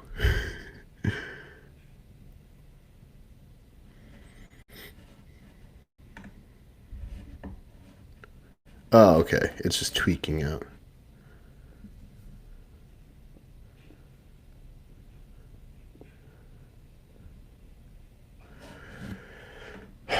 Okay.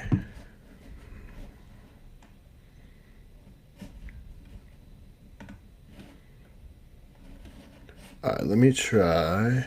See if I can do this.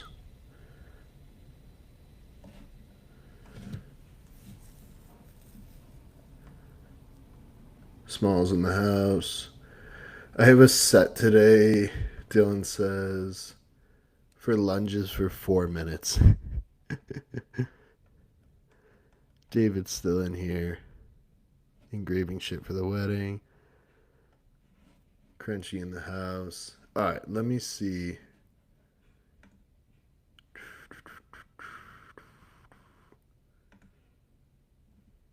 Oh, it won't let me share my WhatsApp screen. Oh, wait, maybe I. Hold on. Oh, yeah, I can.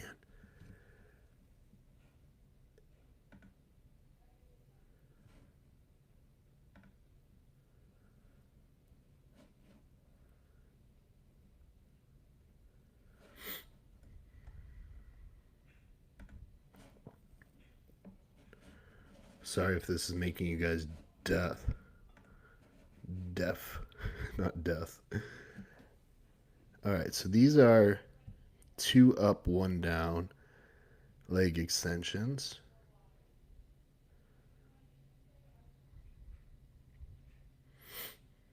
So the idea is you're stronger in the eccentric. So concentrically, you use both legs, and then with the eccentric, you just lower it with one leg. This stuff is pretty brutal. Josh Bryant used to have me do a lot of this stuff, but Danny has this in there. Um, yeah, this stuff was pretty brutal.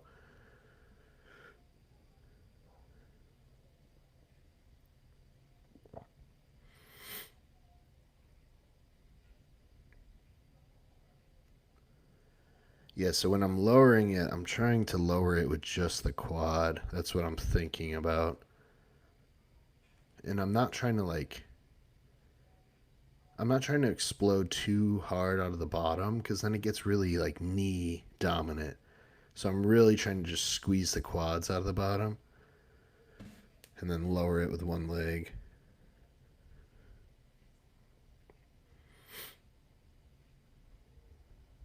Yeah, these blew up my legs. These were absolutely brutal. I definitely recommend trying these.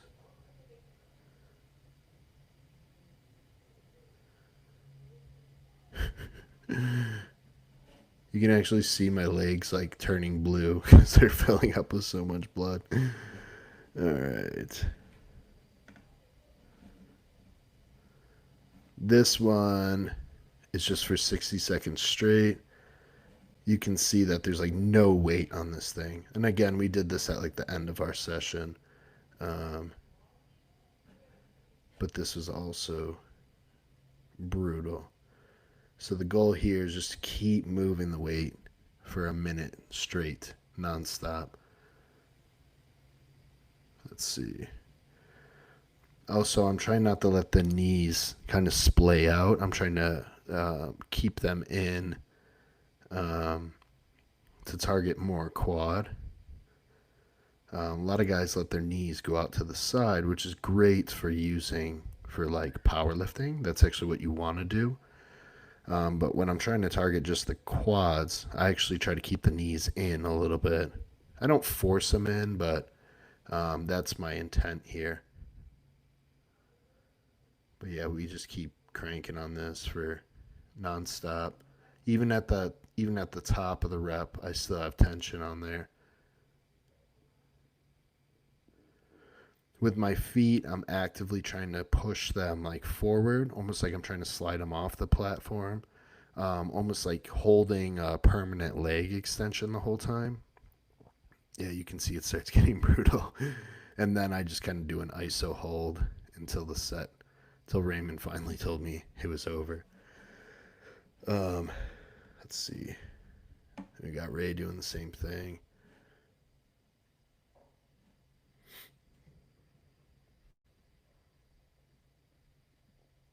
Again, the whole concept here is just to try to keep those quads lit up the entire time. Just keep full tension on them. Obviously, God, there's no weight on here, but it doesn't matter. Like this is so brutal. Even if it looks easy, it's I promise you it's not. I promise you it's not. And it takes a lot of discipline to not just like explode as hard as you can out of the bottom. See, he had to move to partials because he was just absolutely smoked at this point.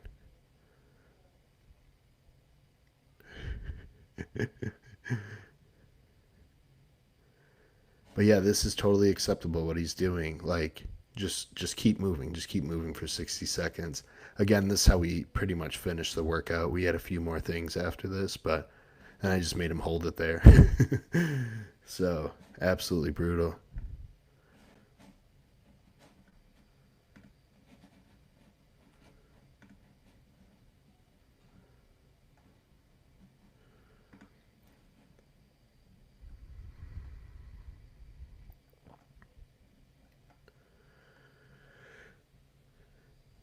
Oh yeah, yeah, we did that leg extension set we did. We supersetted those with lunges. Yep.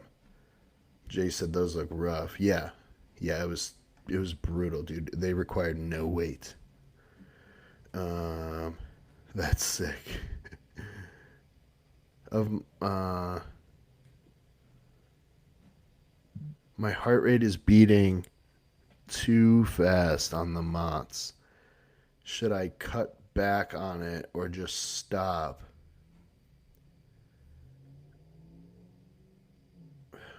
Are you sure it's from that? Are you using anything else? Is this at night? Because like I know you and Jen are always like gardening and shit, so like that heart rate doesn't surprise me when you guys are always fucking around and hiking and gardening and all that cool shit you guys do. This heart rate doesn't alarm me unless if you're sitting on the couch with your feet up and it's and you just woke up and your heart rate's 113. I'd be a little concerned.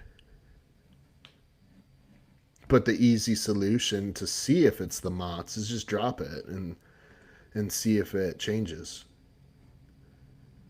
Peyton says drag the mud. That's kind of a cue that he's talking about. Instead of being explosive, thinking about dragging through mud or cement, wet cement, or like a jar of honey, whatever. You can see my legs shaking at the end. Yeah. Did an arm session today with Lee Priest, or on Monday. 50 sets total. Yeah, it doesn't matter, bro. It doesn't matter. That's real training. That's my I love that shit. Yeah, Crunchy, try that hack squat once your gym gets it.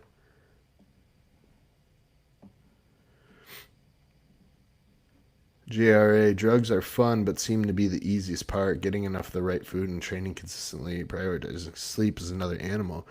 Dude, drugs are so easy. They're so simple. And yeah, they are. I don't know about the. Yeah, I mean, there's nuance to them, and like you need to learn about them and learn how to respect them. But they're not that exciting, to be fair. They're. I mean, we get excited about it, but like at the end of the day, I mean, it's such a minimal piece of the whole thing. The whole thing. And you talk about training, getting the right food in, prioritizing sleep. Those are the big factors, but one of the biggest factors is just doing this shit for a long time, consistently, and just sticking to it for a long, long time. Everyone wants results in like 20 weeks, and it's like you can make progress in 20 weeks, but for big changes, it takes a big amount of time.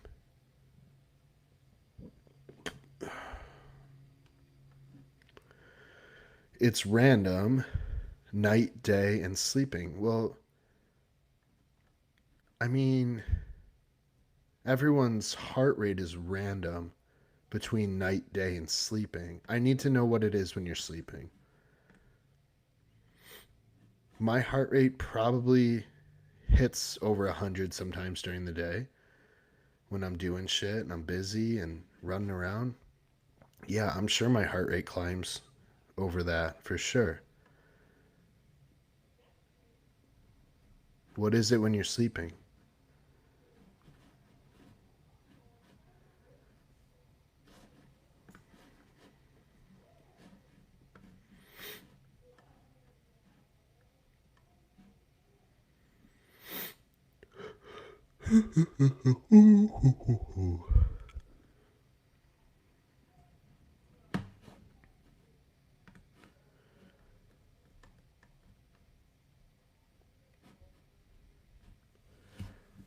Let's see what he says.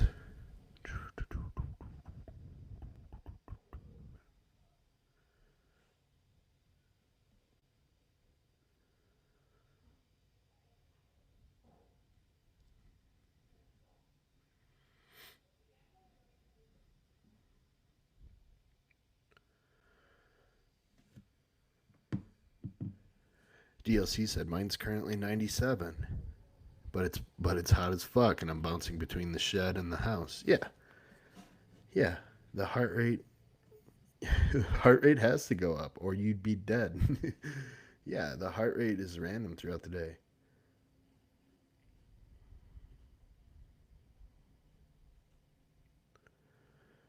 It fluctuates between 86 and bro, it should tell you it should there what are you using? Is it an Apple Watch? Is it an Aura Ring? It should tell you your nocturnal resting heart rate. These numbers seem very high, but I don't know what I'm looking at.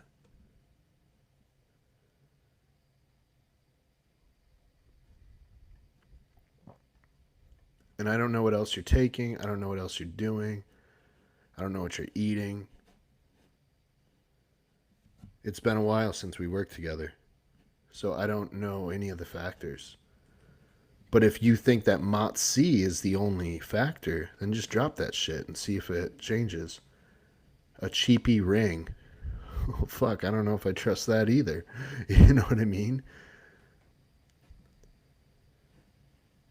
But it appears accurate.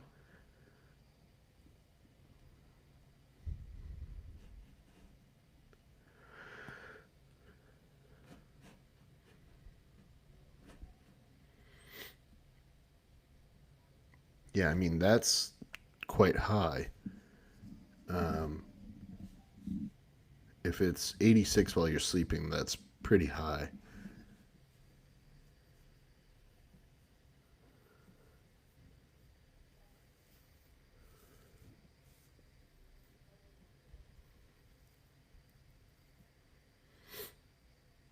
Yeah, I would start by dropping the MOTS-C and just see. Whoa. If it changes, but if it doesn't, you need to see a cardiologist or at least a doctor for a general EKG to start there. And then sometimes they'll refer you to a specialist, which would be the cardiologist, and then they can do an echocardiogram to make sure that your tick ticker is okay. You should be getting that done anyways, Crunch. You're in that age where you need to be checking those things annually, dude. You need to be getting echocardiograms done annually at your age. You're not a young buck anymore, bro. You got to get that shit checked out, dude. You got to take care of yourself. We already saved your kidneys, my friend. Let's not destroy your heart too. The heart means you die if you don't take care of it. The kidneys just mean your life kind of sucks. But your kidneys are good, which I'm very happy about for you. I'm glad that those things improved. Um, Drop the MOTS-C and see what changes.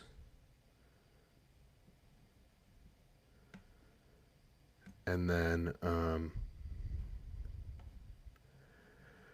test 300 tests, 3 milligrams of Retta, MOTS-C 5 milligrams twice a week, HGH. You're take 24 IUs a week. It's a weird way to list it. You scared me. Dude, the Retta could be increasing that heart rate too. Keep that in mind. You need to. When did it change? What did you add, and then it changed? That's what you need to go back and track. Mrs. Fitzhugh, mine is chronically low, but no one seems to think it's a big deal. What is chronically low? Is it 27? Because that's what Michael Phelps was. Or Lance Armstrong? Or both. I don't know. They both had quite low heart rates.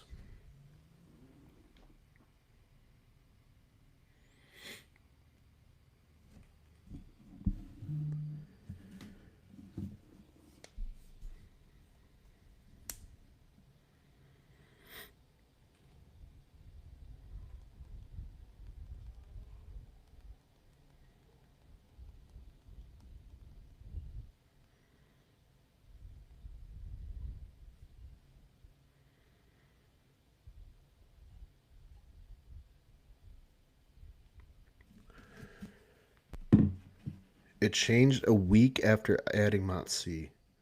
Man, I mean,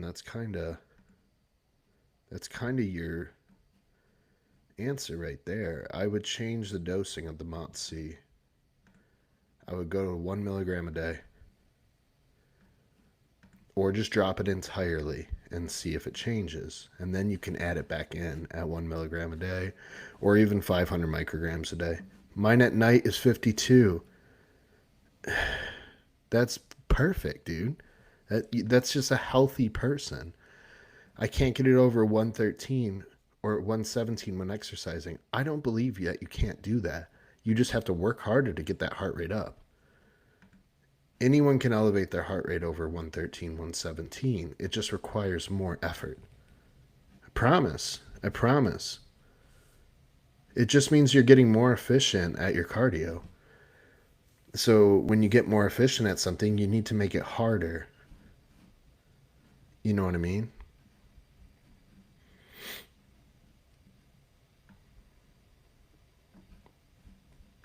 That's still a good working range for you, though. That's still a good working range, you know? That's still good cardio um, with all your variables considered.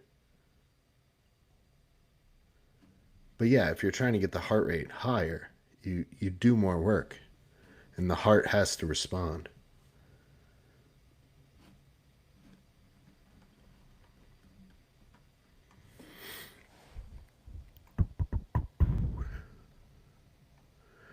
All right, what else we got?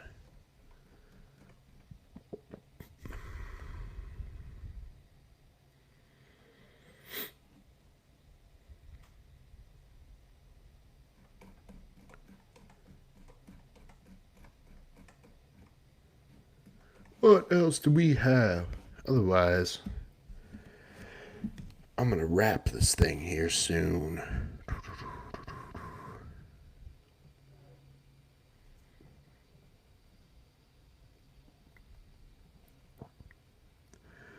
Let's see if I got any in here.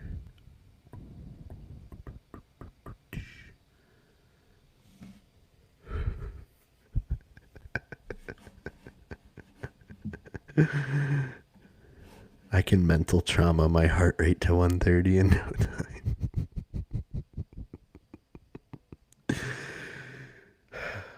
Me too. Me too.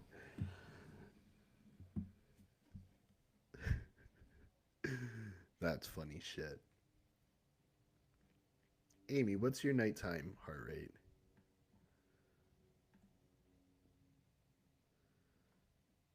Dan asked, "Do you ever give your athletes burger and fries for the load meal before a show?" The answer is no.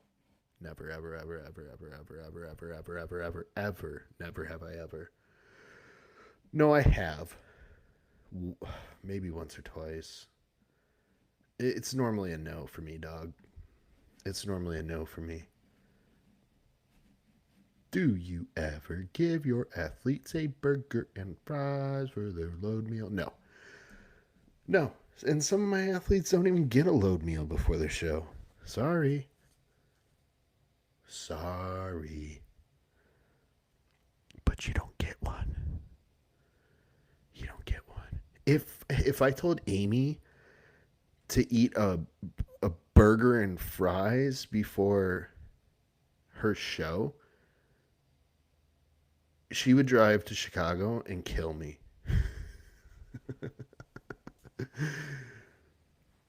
Dude, I know. I've never done it. I've done it. I've done it for shows.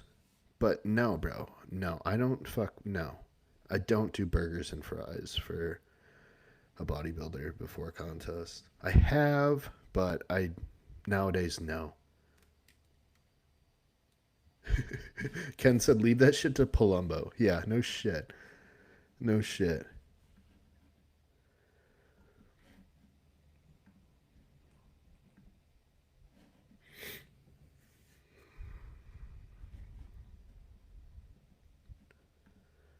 Apparently Meadows gave Missy True Scott a 12-ounce steak the night before. Yeah, but that's just a steak, bro. A 12-ounce steak ain't shit, dude. a 12-ounce steak ain't shit.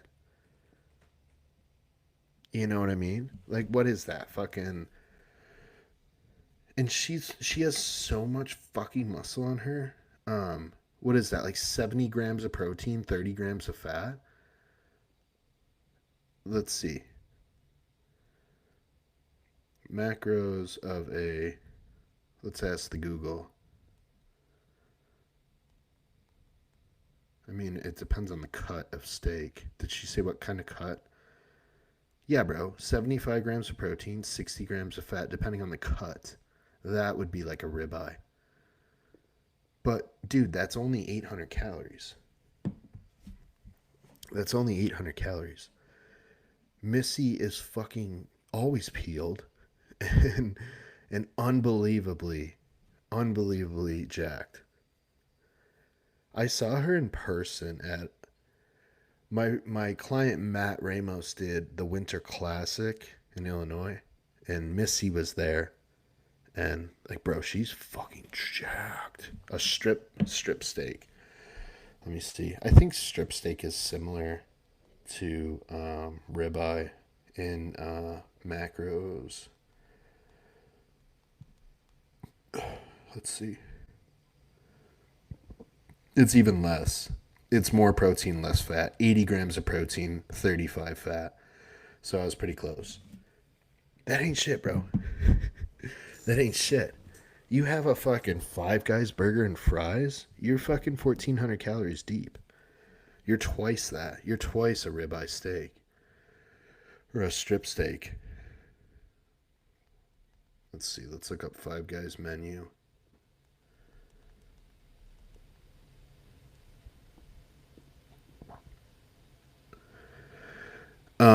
Regular burger with regular fries, 1,500 calories, 50 protein, 105 carbs, 85 fat.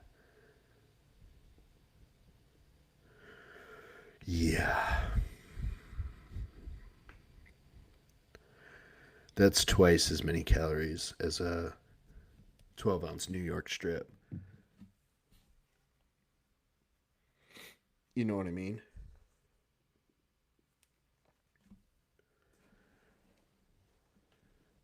Meadows is the man, bro.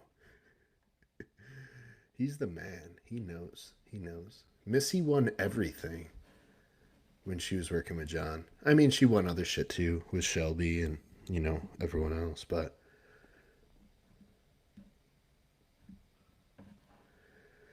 Dave said, I'm taking sleep over a crazy meal the night before. Yeah, dude. I'd rather drink a shot of vodka and take a Benadryl than eat a fucking steak. You know what I don't see talked about anymore was that craze kratom. Yeah, isn't that funny? Isn't that funny? What happened to the kratom craze? The Diablo. What was the fucking brand? One of you idiots will know. Was it like Diablo? Um, I don't know. Everyone was sponsored by it. And then there was another one too. They like sponsored the Olympia or some shit, didn't they?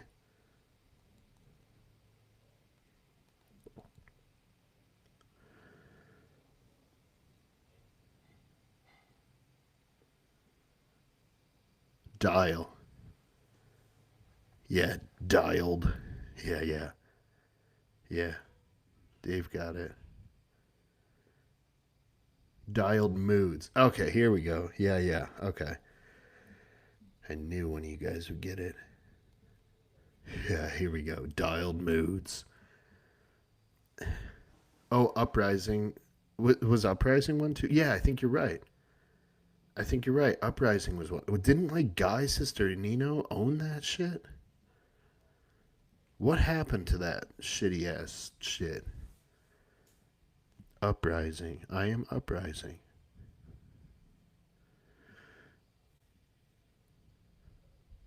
It looks like they still have a website.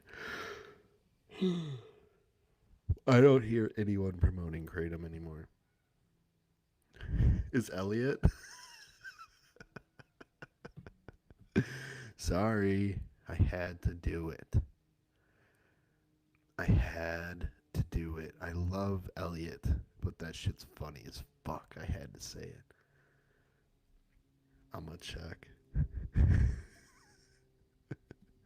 I'm gonna check it real quick.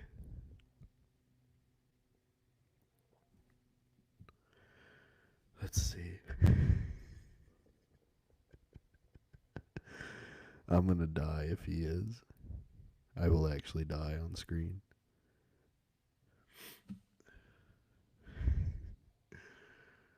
Oh man, let's see. Man, he doesn't have any of his descriptions changed. He must have saw this and edited them all. um, let me see. Come on, bro. He used to have 9,000 things. Um, he's sponsored by 18 Kratom companies, obviously. Bro, if you can confirm this, I'm gonna fucking die. I will crack up if he's sponsored by a Kratom company. I guarantee you he is. Frank Castle in the house. Kratom affected blood flow for me. Uh oh. Uh oh.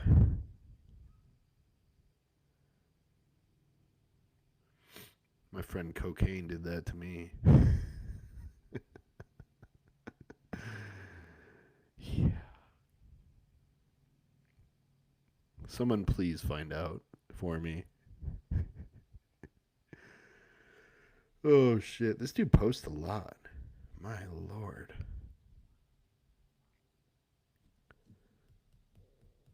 Let's see. Let me go to his does he have a fucking link tree? What is this? I think he chilled out on his fucking. I don't see him promoting anything besides his own coaching.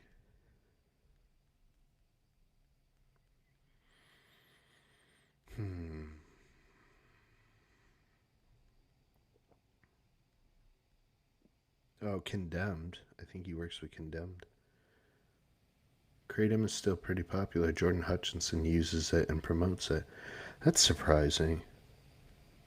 I still like him. But I really didn't like the Kratom craze. I thought it was very off-putting.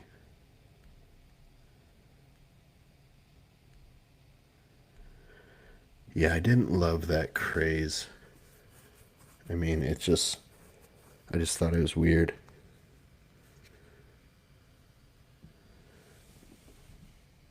Dan asks, is it better to split ECY into 2 or 3 times a day? Yeah. I'd rather split ECY than take it all at once. I would probably do like meal 1 or AM fasted, meal 3, something like that. Just to try to keep it away from bed. Keep it 6 hours away from bed. No Kratom company, but he has literally 13 peptide companies. I think we sponsor him now. I don't know. I can't remember. I've never seen him promote us, though.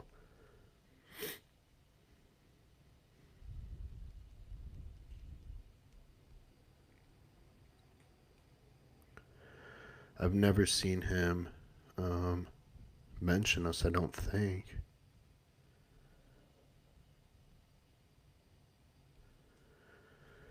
Oh, Wells.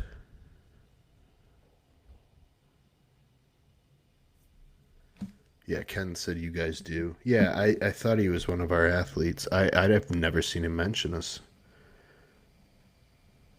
I think Martin Fitz ate all the kratom. Don't talk about him in here, bro. You're going to get me banned. Him and I are friends. We're good friends, dude. Don't ruin that relationship for me. All right, what else we got? You guys got 2 minutes, and then I'm leaving if there's no questions.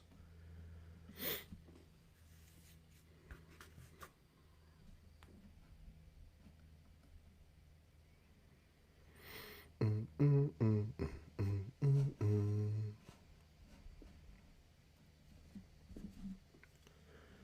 Nothing. That's okay.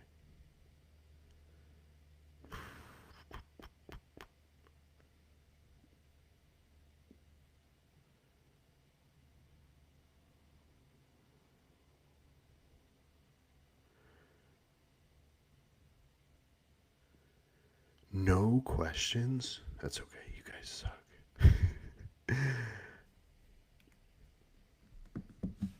Amy, are you still driving?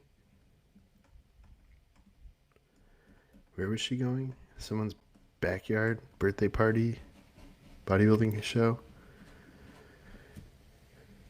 Oh, well.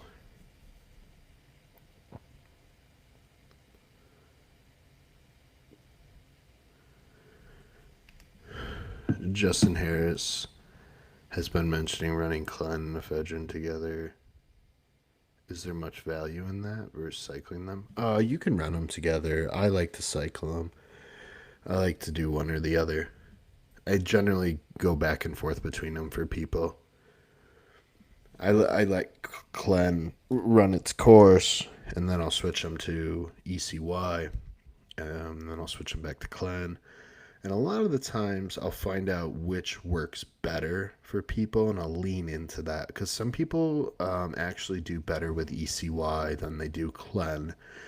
But I do like to cycle them back and forth. I don't run them together.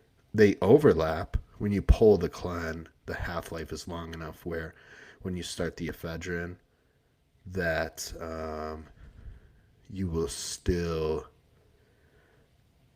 have Clen in the system.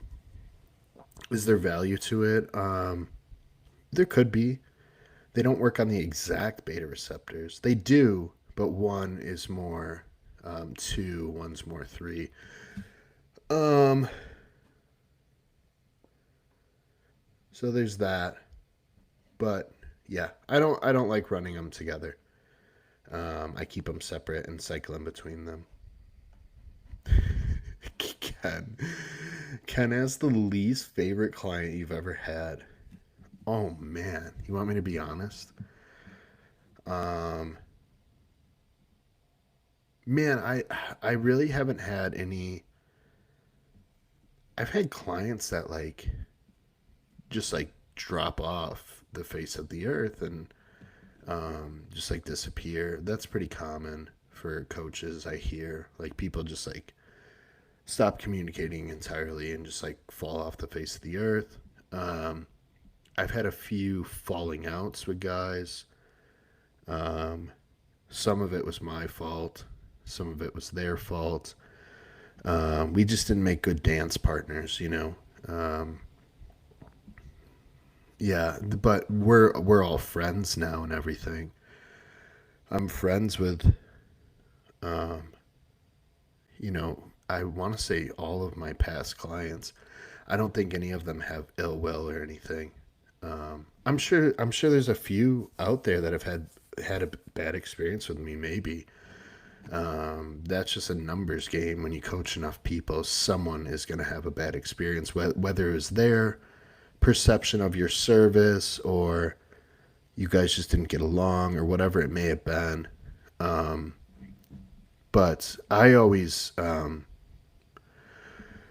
always heartbroken when I lose a client. I take it very, very personal, and all the coaches that have ever mentored me, oh, you can't take it personal. It's like, yeah, well, I fucking do. I do.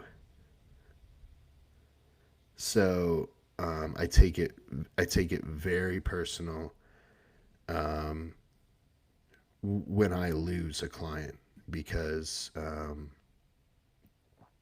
it's just I put a lot of effort into all my clients, and sometimes people just leave because they want something different, and that's something I need to like understand, or they need something different. Maybe they need someone local, or that's what they say at least, right?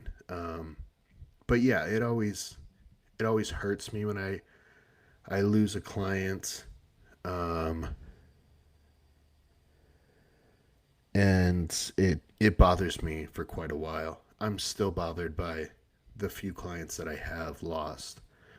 The ones that just disappear, like though, that doesn't bother me as much because maybe they're in a bad spot. Maybe they're just not ready to dive in 100%, and or they didn't realize how much work it actually takes to achieve their goals, so they quit. And I don't want to make it all about them because I do have to do some reflection and be like, okay, maybe it was something you did. Sometimes it is the person, but I always have to take accountability and say, did I do anything wrong? Um, because I have before. I have before. I had one client that I lost, um, who sent me a very nice message the other day, which made me feel just so much better. But um, I was probably too sarcastic with him, and I thought we were on like a joking level, like a friend level, um, and it probably wasn't professional enough of me on my end. So I learned a lot from that one, and he said some pretty mean things, and like I really had to reflect on those things, and some of them were probably true, but that one took me a while to reflect back on, um, and take out my ego and really be like, was anything he said like genuine and legit? And probably there were some things that were, like I said, I think he was having some issues with like um, whatever personal stuff, and I was just trying to add levity to the situation, just like joke about it. And I think it hit him in a bad spot, and that was me. That was on me, for just saying something stupid. You know, um, I've had clients where their competition prep did not go well, and those always kill me. Those always kill me. Where there's just nothing left to do, and they either don't place well or whatever happens, and then they go to someone else. They end up doing really well, and I'm happy for them when they do. It just means they found a better dance partner for them that they align with better.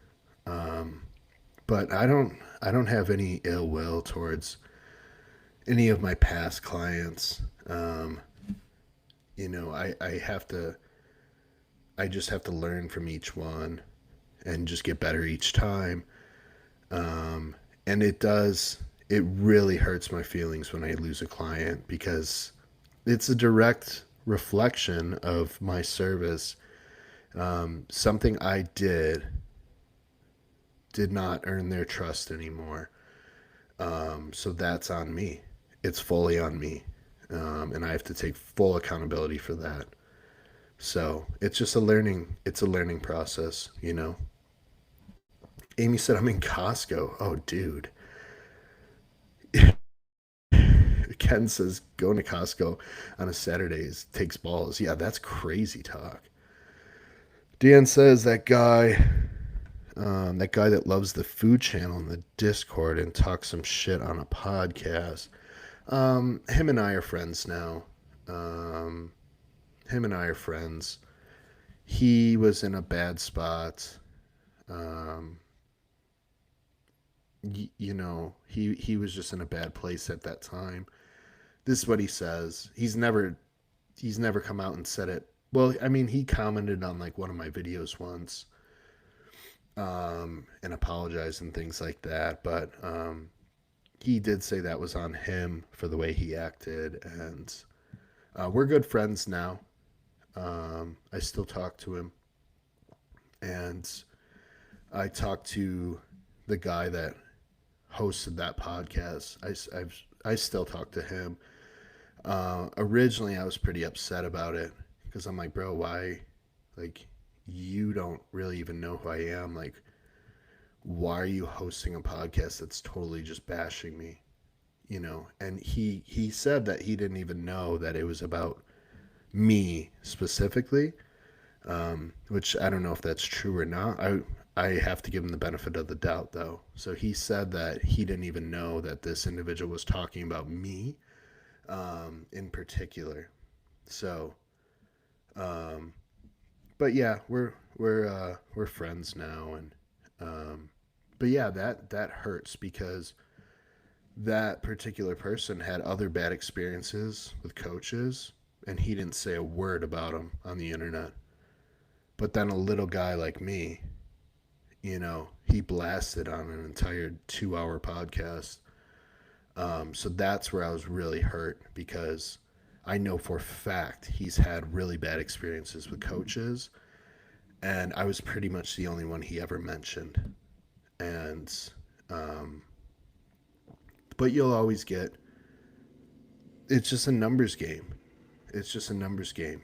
You work with enough people, you're gonna end up with someone that's not happy. Um, it's just like it was in heating and air. I had world class service in heating and air, just like I do in the coaching world. I deliver world class service. I sacrifice so much to make sure that I'm delivering world class service. And that means answering questions timely, answering them correctly, appropriately, getting back to people, caring about people, truly caring about people.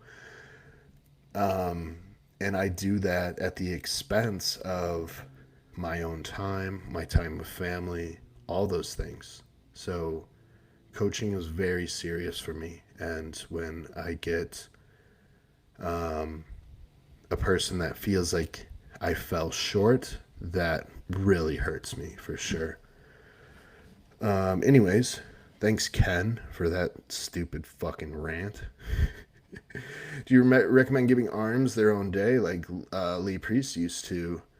I incorporate a superset approach and I get max blood flow. Yeah, dude, arms can have their own day. I see nothing wrong with that. J Money asks, "What are your thoughts on body part priority? Holy fuck, prioritization, and how would you work that into a program, given it's not a poor training issue and not exactly a weak body part?"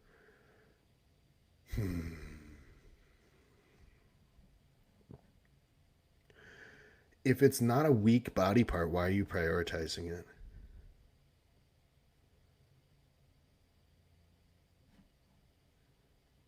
That's what I want to know. If it's not a weak body part, why does it take priority? I just want big arms, bro. I just want big old arms, bro. For real though, if it's not weak, why is it priority?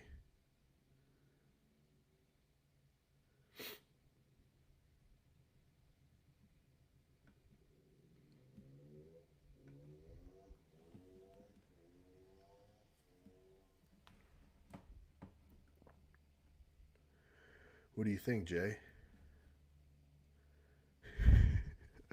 Okay, let's call it weak. Which body part? Because that's going to change my answer. Jay, I love you, but you don't have any weaknesses, bro. Besides your that shit that sits in between your fucking two ears, your brain. Trying to just generalize prioritizing any body part as a whole for any reason. Oh, it's not about you. It's just in general. What are your thoughts on body part prioritization, and how would you work that into a program? A lot of times, more frequencies. It's going to bring up a lagging body part. Like you said, assuming poor training isn't an issue. I mean, that's pretty hard to assume. But yeah, like frequency is probably how you're going to bring up a lagging body part. I'm not meaning me specifically. Okay, yeah, because I was going to say you don't have any like glaring weaknesses um, that none that stand out to me. But yeah, if someone were to prioritize a body part, um, I think more frequency on it would probably be good. And then taking some of their already strong body parts and dialing back on those. Like I'm pulling Austin back on his quad training right now. just to enhance recovery for the other body parts that need more work. Austin's quads are very good. So I'm not having him train them every week anymore because he doesn't need to. He can't. He needs to take that recoverability and apply it to other muscle groups. So then we can start bringing those up. I need legs, and Austin says that's going to be solely training for me. Yeah, it's going to be training for sure. Austin does not need any quads. Yeah, if it was up to me, I would have him train him once a month. But for now, we're doing every other week, which some guys would love. Some guys would love. If I told Amy she could only train her legs once a week, she would go hire, I don't know, someone else.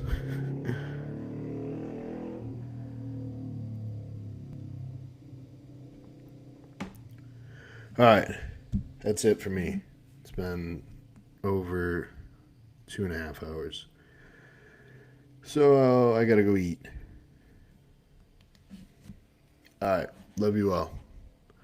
TommyJohnCoaching.com. Tommy John Coaching on Instagram. ChaseIronsForm.com.